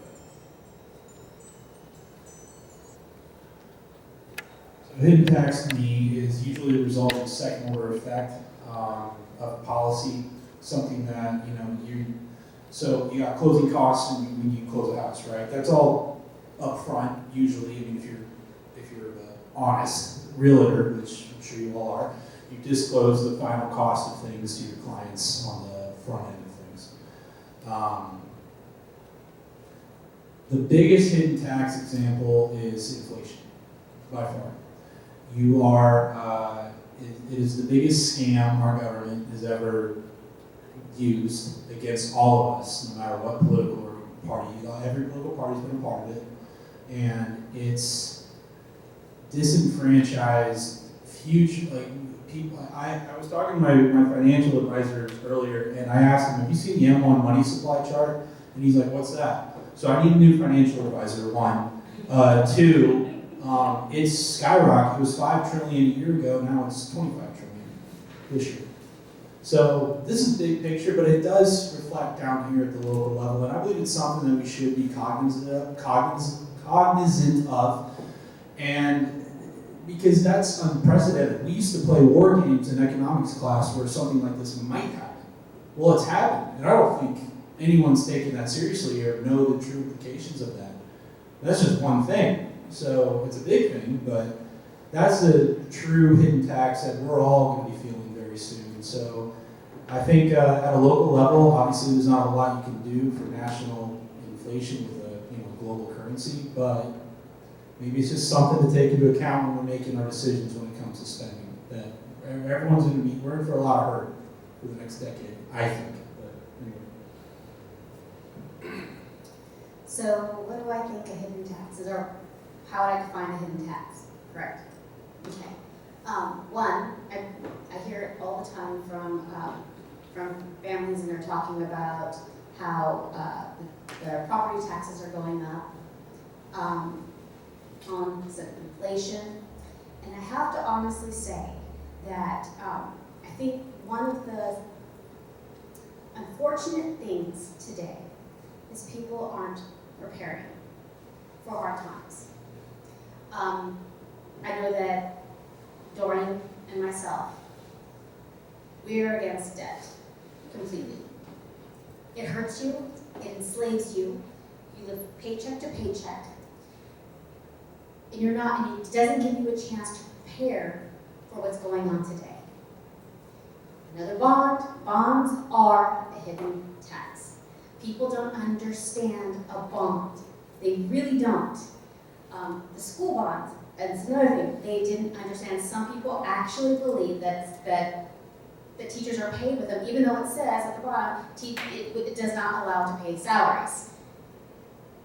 I just wish that there was a way that we could educate the masses and let them know what they're getting into before they vote for a proposition for another bond. I wish that we went back to the basics where the kids could understand, before they leave high school, when it comes down to buying a house, and that, yes, you bought a house for this much, but that's not what you're going to end up paying for when your property taxes, because there's a guy out there who doesn't even come to your house and assesses your house for more than, without even taking a look at it to see what had, like hail damage maybe, and you just didn't get your roof done. So I know I only have a little bit left, so I'll pass this on to Jim. He's got Google Maps, he can look down. Yeah, Yeah, I guess my definition of a hidden tax, I kind of like Colin's about being second order effects that you don't anticipate. Applying to the local level as opposed to the national level. I think a lot of those hidden taxes can be things where the city hasn't been properly investing. So, this is not the case in Cedar Park by all reports, but I know there are a lot of municipalities here, particularly Austin, where it can take years to get permits. So you want to add on to your house, do something, some modest renewal, and it sits in the queue for months and months and months. That is preventing you from improving your house, and I would call that a hidden tax. I would, speaking of room full realtors here, I would challenge you to just tell me that selling a house with a giant pothole in front of it is not harder than if it has a fresh road, right? And so by maintaining our roads, we allow people to get where they need to quickly, but also we show that this is a quality community that's well run. I think the biggest thing that also constitutes what could be a hidden tax is things like water reliability.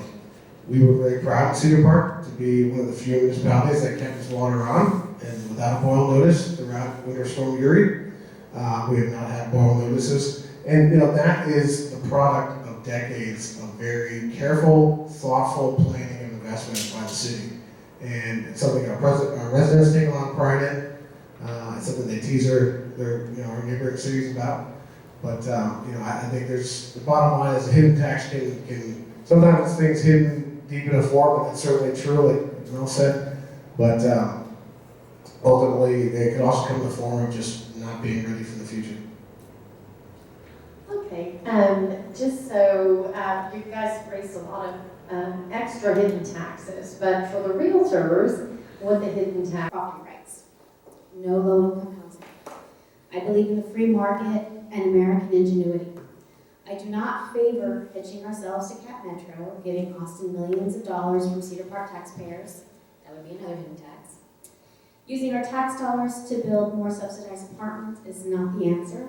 This only strains our emergency services and police services and eventually costs property owners more. Allowing property owners more freedom and affordability is the answer. As density increases, the market will come up with its own creative solutions. The city should help guide this kind of growth, not penalize it or compete with it. And I'm sorry, I do need to say this. Be very careful when a slate runs on let's keep Cedar Park City Council boring. Those are the people that will try to pass anything and everything while you aren't looking. They will lower the rate, but encourage you to vote for bonds. Bonds equal enslavement. A soldier doesn't fight because he hates what's in front of him. We fight because we love what is behind us. And I think it's a crucial import that is missing. The love of the people we serve, what we are protecting, and our Heavenly Father. Since Tim isn't here, I did want to go ahead and make a little small statement for him really quick. But when he was on council, the superintendent, Gary, called him and asked if he would stop a charter school from coming in. That never made it to the dais because the charter school was mercilessly attacked, and they pulled out.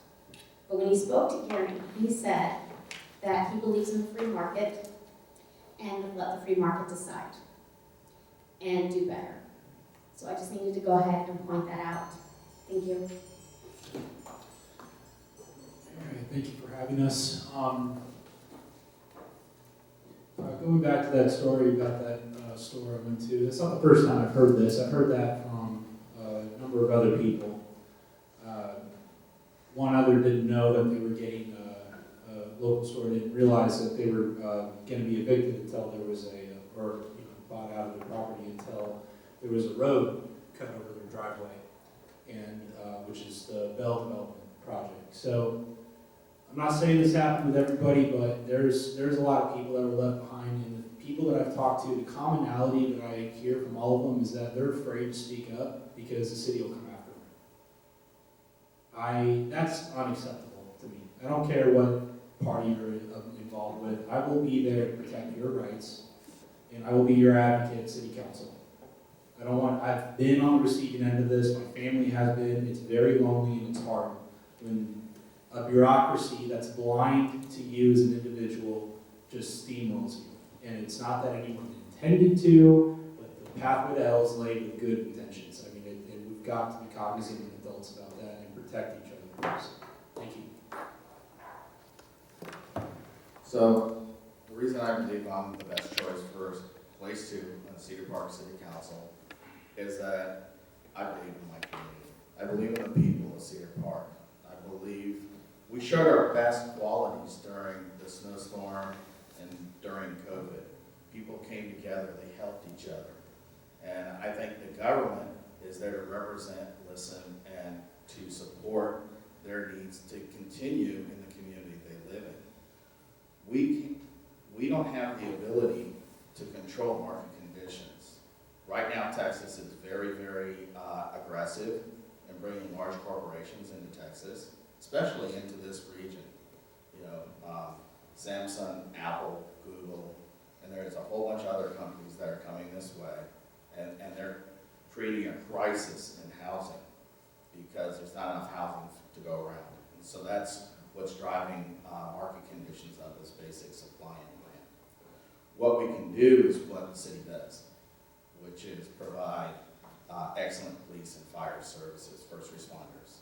We work on roads, we build parks, hike and bike trails, we do events for our residents, and we try to help businesses stay in business. And communication needs to happen all the time to get information out to people. So I would like to continue to be on City Council. My name is Mel Kirkland, and I am a 4-year incumbent on City Park City Council. All right, so if elected to council, as I did when I was on council first, and if I get on again, I'm going to stay true to my word, to my campaign promises. You know, fighting for the people for lower property taxes, reducing spending. I encourage citizens to maybe take it easy on bonds because they have to vote for those. Less government, protection of our citizens' property rights. So I was going to kind of give the rules so that I don't have to. Thank you for getting there. I really understand it. Okay, so the rules are this. We'll start with a 3-minute introduction. Everything's going to be videotaped, and I really need someone to man that video because somebody just move it. Michaela did. I guess Michaela did. I'll do it until Jason We'll have gets 3 here. minutes to introduce yourselves. Then we're gonna pivot to the JPs, and we're gonna ask them 2 questions. JPs have a very limited scope in real estate, and this is all about real estate. We're not gonna talk about anything other than real estate, because that's all we care about here, okay? And so that'll be on our website. We'll do our 2 questions, and then I'm gonna give you 2 minutes, right, team? 2 minutes to tell us why you're the best person for the job. Then I'm gonna pivot to all of you, bless your heart, you're the only one here for Liberty Hill. Thank you, that says a lot about your interest in the Realtors Association.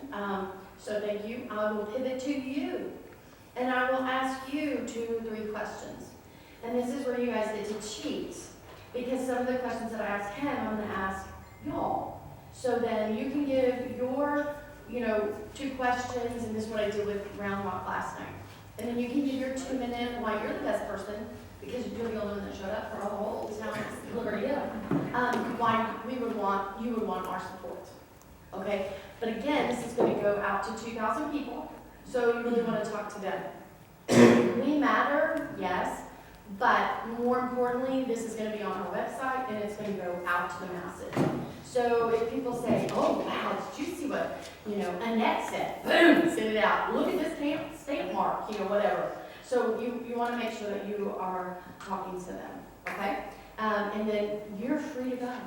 You can't vote in Leander's election, and I don't want you to have to sit here and listen to them unless you want to, okay? So then you can go. And then I'm going to pivot to the city of Leander.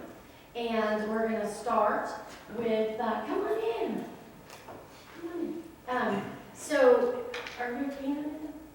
No, over your filter. Okay, so then I'm going to pivot to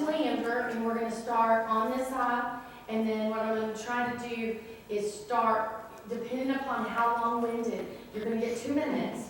But if you're quick in your answer, don't feel like you have to take the 2 minutes, okay? If they're succinct or whatever, just say it and say, here's your next. We're gonna have to share a mic, okay? So, with that, oh, and Tammy is gonna give you the 30-minute, or the 30-second gong. Yeah, and when you're done. This is the most efficient. I know, It is.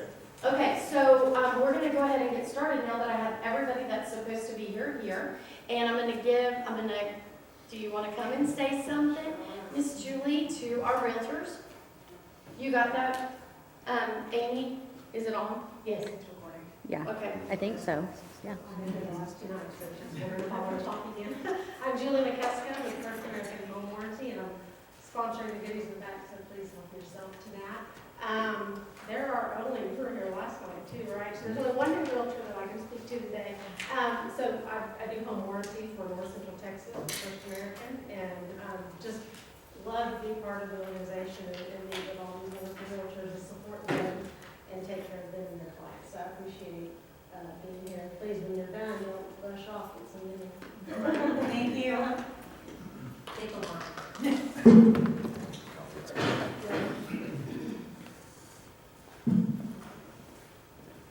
Hey Terry, real quick, would you like this a little bit closer? Do you want to look at this? Good, yes. Okay. Okay, so I am going to explain the process to you. First of all, I want to say thank you for coming tonight and spending a little time with us to get to know you a little bit better. This is our first part of our process of a 3-step process. And this is where we're going to talk to the realtor members and also videotape like we had talked about. And then the realtors that are here are going to take a straw poll, and we're going to take notes, we're going to do all of that, and then that's going to be shared with our committee, okay? I'm Terry Ramirez, and I'm the chair for the Governmental Affairs for Williamson County Association of Realtors. Then, I believe I've gotten, maybe not you, I think I got everybody except for you, so don't leave until you see me, signed up for an interview, okay? That's our interviewing task force. You're going to sit before a panel of 4 or 5 realtors, and we are going to ask the same questions to each of you. So that it's not like, what do we know about you? And we're going to ask those questions. That's not how we do it. We ask the same questions because we want to make sure that we are giving everybody the same playing field. There might be clarifying questions, but that's just kind of a get to know you kind of atmosphere. It's very laid back, I would say, very comfortable. Annette's been there, Catherine's been there. I think that's pretty much it that is sat before the panel. So it's not a scary thing, so don't let your palms sweat or anything like that, because it's okay. And then they'll decide on the interviewing task force who they feel is the best candidate to bring forward to the Governmental Affairs Chair or Committee. And then the committee will, like what I like to say, discuss and discuss the recommendation. And it is only based on realtor issues. Please understand that. That's all we care about in this association. Then what will happen is the Governmental Affairs Committee will make the final recommendation that will go before the Board of Directors. The Board of Directors is the final say in the recommendation. Once the Board of Directors signs off on the list, then it will go to the state for the state to issue the checks from TREPAC, our Political Action Committee. And then what I will do is I will call each of you and let you know whether or not you received our endorsement or support is the words that we have to use, okay? But please understand this. Even though you may not be selected, I'm trying not to do this where it's not so blunt because I'm pretty blunt. If you're not selected, and that does not mean that when the election is over, we don't want you to say, well, they didn't support me, so there. We want to be that open door for you because our position is we want you to be the most successful councilman, judge that you can be. And so we want to be that resource for you. So whether or not we support you or not, we always will support the winning candidate. Does that make sense? And our door is always open. And if we don't, we share with you our opinions, we share with you our industry knowledge, and we give you that information for you to use to make the decisions that you'll make on the dais. Really not you on the bench, you guys. So, I mean, we're just, y'all are a whole different breed, okay? So, we won't persuade you in your job. But if you have a question, please open the door and ask, because we're gonna help. Okay, with that, we're gonna go ahead and get started. We're gonna start on this side. We're gonna go all the way down with the 3 minutes introductions. So, Ms. Renee, will you start? Yes, I will. Thank you so much. Hi, everyone. My name is Renee Schultz. I'm running for Justice of the Peace for Precinct 3, and I thank you for having me here today. I will bring quality, diligence, and commitment as your Justice of the Peace for Williamson County Precinct 3. Justice of the Peace, you want a JP to be fair, impartial, in making decisions. That impacts lives for many people. Helping families maintain their dignity was my goal as a family-based caseworker for CPS. I strove to find the necessary resources that would most aid the families I worked with. These are among the values I would bring to my job as Justice of the Peace. I was born in a small town in Florida and raised in New York City. So, I know big and small communities. I'm a little bit of a city girl with a big sprinkle of country, and then I'm a little bit of country with a lot of experience in different communities. I grew up poor, but I was raised with love and instilled with the importance of getting a good education. I used scholarships and loans to graduate from Columbia University in New York City with a degree in sociology. My life experiences and knowledge of people and society will help me apply justice to those who come before me as JP, fairly and impartially. Within the confines of the law, as a Justice of the Peace in Precinct 3, a district that is both rural and city, I will bring a unique perspective to that position because of my background. When I worked as a family-based caseworker for Child Protective Services, I represented families in front of family court judges, which also would give me a unique perspective of the families that may come before the Justice of the Peace. A JP deals with juvenile justice issues, and having raised 4 children to adulthood, I know well the challenges of parenting.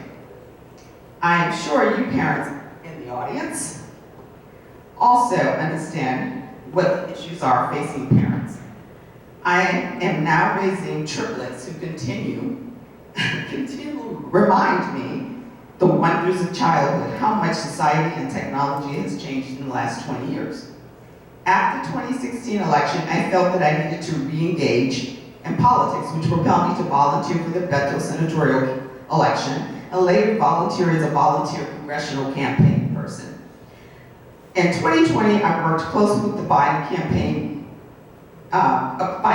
member to help the efforts to elect President Biden. In 2020, I decided it was not enough. Thank you.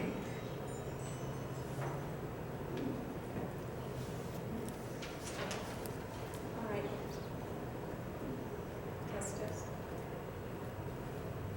There we go. All right, good evening. My name is Evelyn McLean. I am the Williamson County Justice of the Peace for Precinct 3, and I am in my 4th year as judge, and I absolutely love it. A little bit about me. I am retired from Georgetown Police Department as a captain after 26 years in law enforcement. I am a graduate of the FBI National Academy in Quantico, Virginia. I have been a realtor with Keller Williams Realty for the past 20 years under Avis. I have a bachelor's degree in Arts and Applied Sciences from Midwestern State University with an emphasis in criminal justice, where I graduated magna cum laude. I'm very active in my church and my community. just last night, we helped to clean debris from Monday night's tornado in Gerald. And I've been married to my husband for almost 30 years. I have a daughter, a son-in-law, and a grandson who is the biggest blessing I think I've ever had. And I'm happy to serve you and to earn your endorsement. Thank you.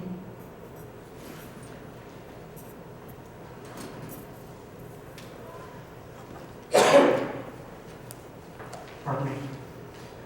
My name is Trey Schisser. I'm running for City Council of Leander, Place 1. I am a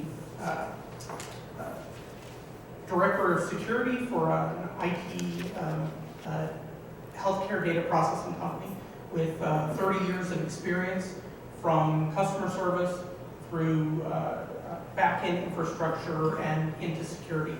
I have a long history of working on large projects with a lot of moving parts and understanding the needs and frustrations of multiple stakeholders.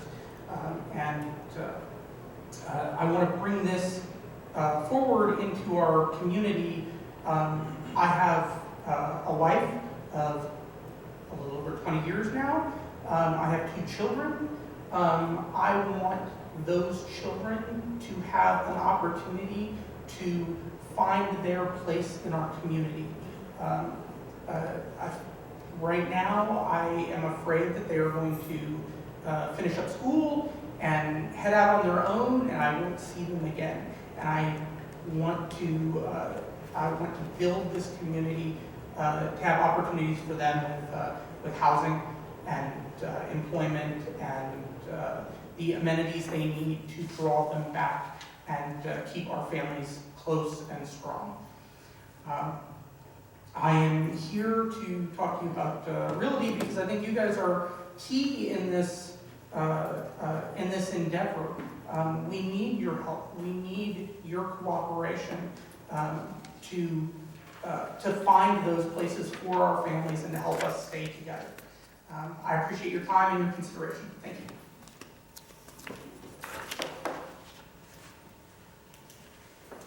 Hey, let's get this going. Do you need me to repeat? No, it's okay. All right, so absolutely, we were under the moratorium, so we struggled a little bit, but we immediately switched to a virtual format so that we could continue court without interruptions to the justice system. And then as soon as we were able, we went right back to in-person court. We are a 5-day-a-week, Monday through Friday court, and we try to be accessible to everyone. One of the things that we also did was to offer curbside service to people that may have felt nervous about coming in. They were able to come to our office and make payments without ever getting out of their car. So that was something that we implemented, that and also a scheduling service. But I agree with Renee in that we have to be fair and impartial and follow the law. So you may feel for the tenant who is unable to pay their rent, but it comes down to you have to do what the law says. Thank you. Okay, the next question, we're going to start with Renee again. Why not, right? Sorry, unless you want to go next. If the landlord or property manager did everything properly to evict a tenant, would there ever be a reason you would not grant the eviction? And explain why or why not? Once again, I'm going to say that we have to follow the law. It has to be something extraordinary for me to go outside the law. It has to be somebody that comes, that's ahead of me, that gives me the ruling that, that my ruling was wrong. They can challenge it, I suppose. And, but no, I would have to follow the law. My heart may break for the situation, but the law is the law, and that's what I have to follow. I actually have those situations where you do feel for the tenant. And an example is I had an elderly man in his 80s. His wife was ill. She couldn't come to court. And they have a disabled son. The landlord did everything right. And as much as it pulls at your heartstrings, you have to follow the law. And so, again, it goes back to being fair and impartial in this position. Either side of the coin, I think people want you to be fair and impartial, and that's what you have to do. Okay, I know that those two questions seemed redundant, but it is really kind of good that we can understand that basically you go right back to the law. And that's very important. And just so the public knows and our members know that your job encompasses more than real estate. It's kind of like this much, right? But we're very limited as to what we can ask you because again, we're within our walls of real estate. So it's very important. Your answers were very good. So now what I want you to do is give us your 2-minute sales pitch of why you're the best person for the position. Great, thank you for that. So I'm gonna lead off with, Evelyn is a wonderful person. I don't know her personally, but I have no reason to think she's not. But however, I think I would bring to the Justice of the Peace bench uniqueness. I'm the only African American that's running for a county-wide seat. I think that's interesting in 2022. I would bring perspective that I've been in a lot of communities. I've seen a lot of communities and worked with a lot of communities. I've worked across, racial lines, ethnicity lines, and so I understand people and I get people. So people who would come before me as Justice of the Peace would feel comfortable to say and to be honest. And I would explain to them that I can only move within these guidelines, but I would do everything I can to make sure that they're not burdened any more than they have to be. As far as real estate is concerned, once again, we have to work within the law. I would do everything I can to broker a deal between the landowner and the tenant. And if they can come to a deal and a conclusion that works out best for all of them, great. However, if the landlord or the property owner has done everything that they can, I would have to explain to that tenant that I can do nothing other than follow the law. I would give them resources where they can go to get help after they're evicted, but that is the best that I can do. So I would bring a unique perspective, empathy to the bench, and work within the law. So I think that's why I'm the best candidate. Thank you. Okay. Thank you again for having us this evening. I am excited to be seeking re-election. As your Justice of the Peace, our office has done a lot in the first 4 years, and we look forward to continuing our great service. There are 3 things that I emphasize with my staff that are very important to me, and they are professionalism, outstanding customer service, and community engagement. As far as professionalism, we're a high-volume port. When I ran for office 4 years ago, I was told that the Justice of the Peace Court for Williamson County Precinct 3 is the 22nd busiest court in the entire state of Texas, and that's of all courts. So because we're a high-volume court, we make sure that we provide timely service and an accurate work product. As to outstanding customer service, I don't want people to walk in and feel like they're walking into another government office. We go above and beyond in our interactions with the public, and I want them to leave feeling that they receive the best customer service they can. And then as far as our community engagement, I don't want it to be just Judge McLean out in the public, because to be honest, we are a team, and I would not be effective if it weren't for all of my staff. So we go out together as a team and serve those that the public that we serve. And then in the past 2 years, our office has won 3 awards. The Texas Association of Counties Award for Best Practices in 2020, the 2021 National Association of Counties Achievement Award, and the Texas Justice of the Peace and Constables Association Best Practice Award. I want to continue as the servant leader that you elected in 2018. I'm a proven leader, and I'm outcome driven. Thank you. All right, thank you very much, ladies, for coming in today, and I just want the membership to know that I really called you both today. So making us a priority really means a lot to us. And again, first I apologize for reaching out to you today, but thank you from the bottom of my heart for coming and spending a little time with us. So if you want to stay, you're more than welcome to, but I know both of you have obligations and squeezed us in. So again, let's give them a round of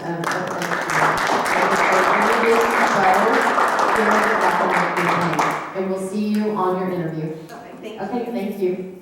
All right, we're going to switch to Mr. Crossland, and we're going to ask you a couple of questions, and then you can stay or go as well. Okay. Can you tell us a little bit about what does transparency in government mean to you? I think that transparency in government just means that you should be open, kind of like an open book for your citizens and places like that. So yeah, I mean, that's my biggest thing about transparency, just being open with the public and letting them know what's going on behind the scenes, you know. Can you give us an example of possibly what hasn't been transparent or what has been transparent? Well, I know like in my city, we're having some water issues, and they're not really being transparent with what they're doing and how they're going about to fix those kind of problems. They're kind of just being guarded about it, I guess. I know that sometimes legally you can't really explain things to people until it actually happens, but there could be a little bit more information about what they're going to do to repair the water situation. Okay, thank you. What will you do if elected to lower property taxes? Gosh, I don't know. As far as that goes, I mean, our community is growing so fast and the appraisals are so high that it's going to raise the property taxes at this point. So I don't really know what to do as far as that goes. Real estate really isn't my wheelhouse, so I wouldn't know what to actually do to help lower the taxes. So, I mean, I really don't have a clean answer for that. Okay, thank you. Will you give us your 2-minute sales pitch as to why you're the best person for place 2? Sure. So I feel like I'm a good candidate because there hasn't really been a lot of transparency in Liberty Hill to this point. And I really want to focus on the infrastructure as well because we're doing a lot of development without a whole lot of infrastructure in place. So I would bring that to the table as well. I feel like there hasn't been, in the current city council, hasn't been a lot of efforts in trying to grow Liberty Hill as best as they can. And I know growth is inevitable out there, even though it's a small town. But I feel like I can help with that as well, bringing the growth, but the smart way. You know, we want smart growth. We don't want to just throw something up and not have anything to back it up. So that's where I feel like I can bring something to the table there. Okay, thank you very much. Thank you. And I will be in touch to set up your interview because we didn't set up your interview. Okay, I'll text you. Okay. Okay, now we are going to transition to the great city of Leander. And I'm going to start off with a fun question for all of you. Because Leander is what brought it up to our attention. So, and we'll start with you, Trey. Do you mind if I call you by first names? Because some of your last names are kind of hard. And I'm not real smart when it comes to names. So first names are always good for me. Okay, Trey. So what do you know about PIDs, Public Improvement Districts? And how would you explain them to the consumer? And who is the true beneficiary? Are you excited about this question? Yeah, I had it on my notes from what I had to explain something. And who's the true beneficiary of a PID?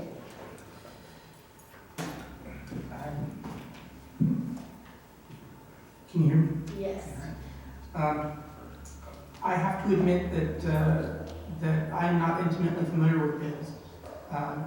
I would not be able to explain them to you at this moment.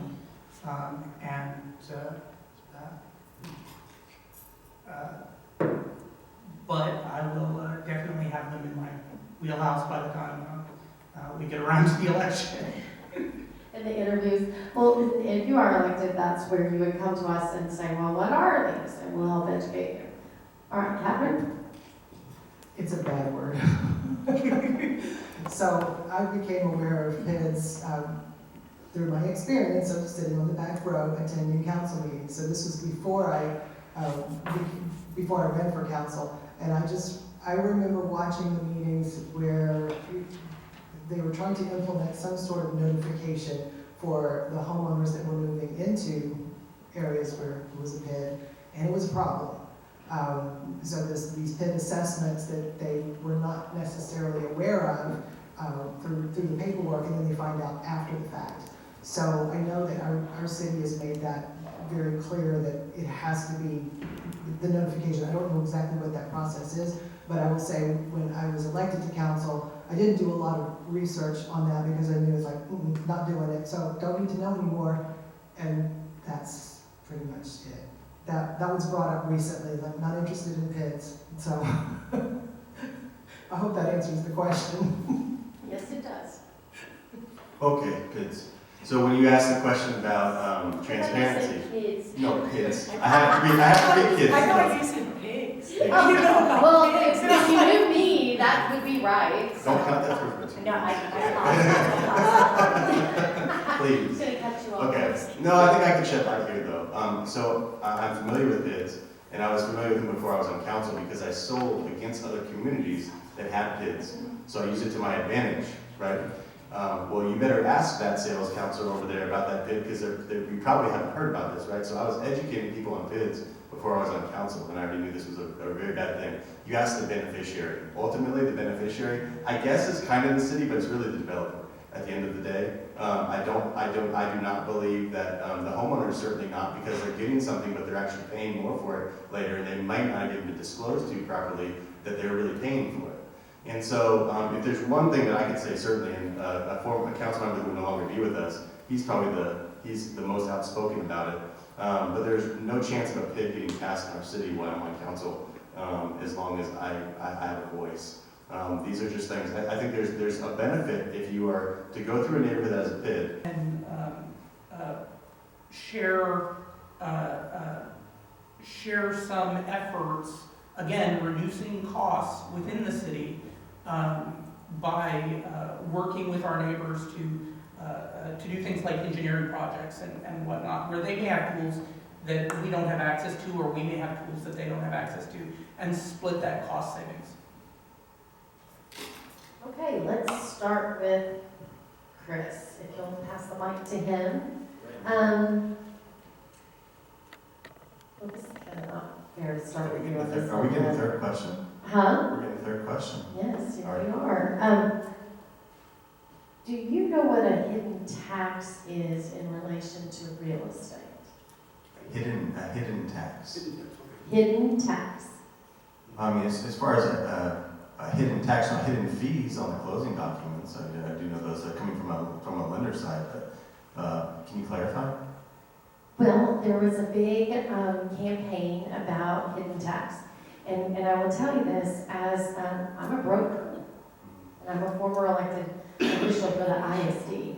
And I would like to think that I knew what a hidden tax was, but I didn't. So that's what, do you guys even know what the hidden tax is? I'm just going to say no because I had to ask you to clarify. Okay, so this is very important for you guys to absorb. The hidden tax rate is this. When the chief appraisal comes in and it gives you and this is for your staff, because you guys would be the decision makers. And when you get the uncertified rolls, every year the tax appraisal rolls had an average in Williamson County when I served of a 12% increase. So the school district would automatically give us a budget with an increase automatically across the board. Then they would say, here's your certified roll. So they're working on the budget. You'll know the cycle, right? They're working on the budget and they're working off of this grand number. All right? And so they're giving this hidden increase. So then you guys go, Well, we didn't increase the tax rate before, we have lowered your taxes. There's a lot of So- hidden taxes out there, right? There's the hidden tax on property values. So this is kind of an education thing. So now that I've educated you, did that make sense to everybody? Yes. So basically, I didn't raise your tax rate, and that's what the politicians get. I didn't raise your tax rate, I kept it steady, or I lowered them. I lowered that tax rate by half a penny. And us as consumers are going, yeah, but this bill's $4,000 more, or, you see what I'm saying? Sure. So now that I've educated you to what the hidden tax is, when I sat in those seats, I was like, oh my God, you were so right, I didn't realize that that's what I was doing. What are you going to do to help eliminate the hidden tax burden on the consumer? So I just changed the question on you. Because I educated you as to what the hidden tax is, but now I want to know what you could do to lower that tax. Yeah, so I guess one of the biggest things we're doing is we're trying to be as transparent and as conservative as we can with our budgets as far as what's going into the new year. You just saw like the results of this too. I think when for the first time ever, obviously we saw bond elections for the LISD not go forward, and I think people were saying enough is enough. And so being as transparent as possible and holding our, we are in charge of setting the budget every single year too. So I think us being in tune with what's going on there, working with our city manager to set realistic budgets in these areas would be helpful. At first I thought that you meant, that like, well, that as far as the questions that you had given us originally, I thought it was more so of, well, you say that there's lower, but everybody's paying more money. So everybody sees it as, we lowered the tax, but you're paying more money, and there's the deceit, or there's the difference there too. So I believe that one of the things I mentioned earlier was trying to work regionally to try to find ways to actually legitimately lower the tax rate across the board. That is, I'm thinking of like if you go to California, or a lot of people that we're selling homes to right now are from there, or Seattle, you hear like a 1% tax rate, right? 1%, and their values are very similar to what ours are now too. So I think to be able to operate and to be able to take care of our city, and to plan properly and not to over budget and to over assume what's going to be taken into the next year would be helpful. So being responsible with what we're approving in our budget and overseeing that process. So can I ask a clarifying question? So you're saying that they take those uncertified roles and that's what they're making the budget from? Well, And- you get the uncertified roles, so the city managers and the superintendents are like, yay, I get to increase my budget by X. And Okay. so, Yeah. and then most of the time, because as I tell my clients, Williamson County does a daggone good job of appraising your property. It's not like all these other little towns around Williamson County, they're dead on, because why? They have access to our data, which I'm adamantly opposed to, but they do. And so they have the certification, and the city managers go, great, I can do this. And so then they're preparing the budgets to present to you. And they certify, and that rate is that. And then you guys make the decision on the tax rate. So I would say then that the city should take that, unicorn number that they receive and work off a number that's 10% lower. So that. Or more. You don't just arbitrarily. Right, so that it wasn't as, so that they're not thinking they can do things that they can't do. Do you know what I mean, within the budget? That would be what I would do. Boy, we got a ton of hidden taxes. Toll road. I mean, I pay close to $800 a year for using the toll road on a road that our tax dollars paid for, and now they charge me to use it. That's not our issue, it's a state issue, but it's very sad. Gasoline taxes, so I can't control that either, but that's a hidden tax that most people don't know about. License fees, I think the city can control license fees and those kind of things that come up that are hidden taxes, or just the cost of doing business. I don't know the budget precisely, I don't know how much money the city makes off those license fees, but I gotta imagine it's not very much, it's not very significant. But it may affect small business people. I have to look at the numbers, but it might be millions, but out of a $200 million budget, it may be a small number. But I'd have to look at that to see where it's at. Can we control it? Yes. One area that I think we can control, or should control even more, is telecom fees, telephone fees. They are franchised. Suddenlink and AT&T Cable, for example. I mean, frankly, they suck. Customer service of Suddenlink is the worst in the country. Okay? And I'm stuck with it because I don't have any options. And yet, we give them a franchise to charge these extra fees on the bill. Besides the cable service, they charge us an FCC fee, a connect fee, and other fees that are hidden fees and hidden taxes. And there should be a way we can tie those fees they charge perhaps to based on customer service. If they provide less customer service than we expect, based on the independent broadband or whoever does the independent analysis, maybe they should not be allowed to collect the same amount of fees. So there are ways we might be able to control or at least influence some of those fees down, some of which they mentioned are out of our control. But I would love to, I think we have to let the consumers know more explicitly what those hidden taxes are and how we can resolve them. That will give us a groundswell of support. So, great question, because every year, my tax bill goes up, which means my mortgage goes up. Because I do escrow. I'm a veteran, so I went to the VA, so I do escrow. So that's very disappointing. And so do you ever really own your own home? And that's the question. I mean, when you retire, can you really retire? Because you never really own your own property because of the taxes. My mom is on she gets Social Security, so she's on limited income. And, if something were to happen, she could actually lose her home, even though she owns the home, because she can't pay property taxes.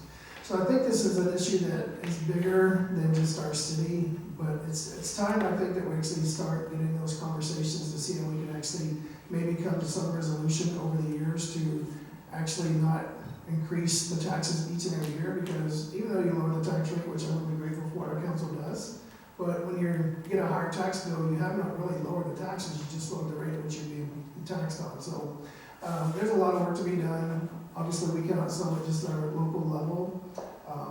But putting a cap on the appraisals, and I think we had a really good idea, about biannually every 5 years, so your tax rate doesn't increase so rapidly, and you're not spending these extra funds that you really don't have because you're counting on your residents to give you those funds. The city of Austin is notorious for this, that they actually have the highest tax rate in the area.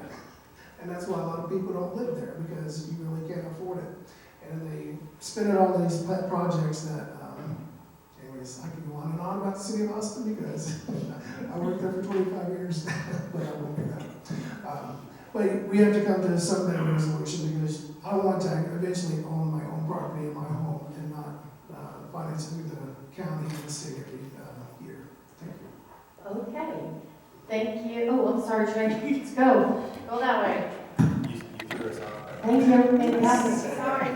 I'm an Aggie, so there you go. That's fine. So thanks, Chris. So back to your specifics about the hidden tax, the difference between the uncertified valuation versus the certified valuation. And I think this all comes down to kind of the transparency question that you asked Will a little about earlier, because transparency isn't just about posting information and leaving it at that. It's about context, it's about setting expectations, and it's about transparency in the process. And I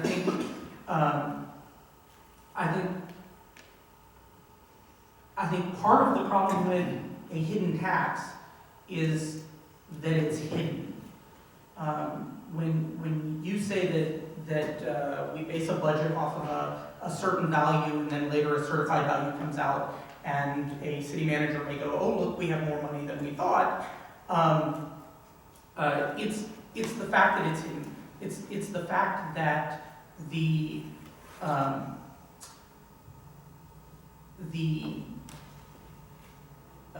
property owner doesn't see that the first numbers were based on uncertified evaluations, and then the budgets were later adjusted for the certified valuations. Taxes are taxes. We'll do everything we can to get them lower over the years, but the problem with the hidden tax is the hidden portion, not the tax portion. And we need to do everything we can to improve that transparency and make sure that the process is known to everyone, and so that the citizens can ask for redress if they feel that the process isn't to their advantage. So much of what we bring to council is not really from us. It's from someone else. It's from a citizen or an organization that makes us aware of a situation that we were not otherwise aware of. So that's how we're able to solve a problem or come up with a solution or make it better, because we were made aware of it to begin with by someone else. So thank you for making us aware of that. That's the first step in making it better. So that is an inspiration, actually, to sit and look over budgets, which are boring, but very important. So yeah, I mean, looking at line by line, and then having the strength and the courage to say no to something that might be a want that seems like a need, but it really isn't. So just understanding the hidden tax,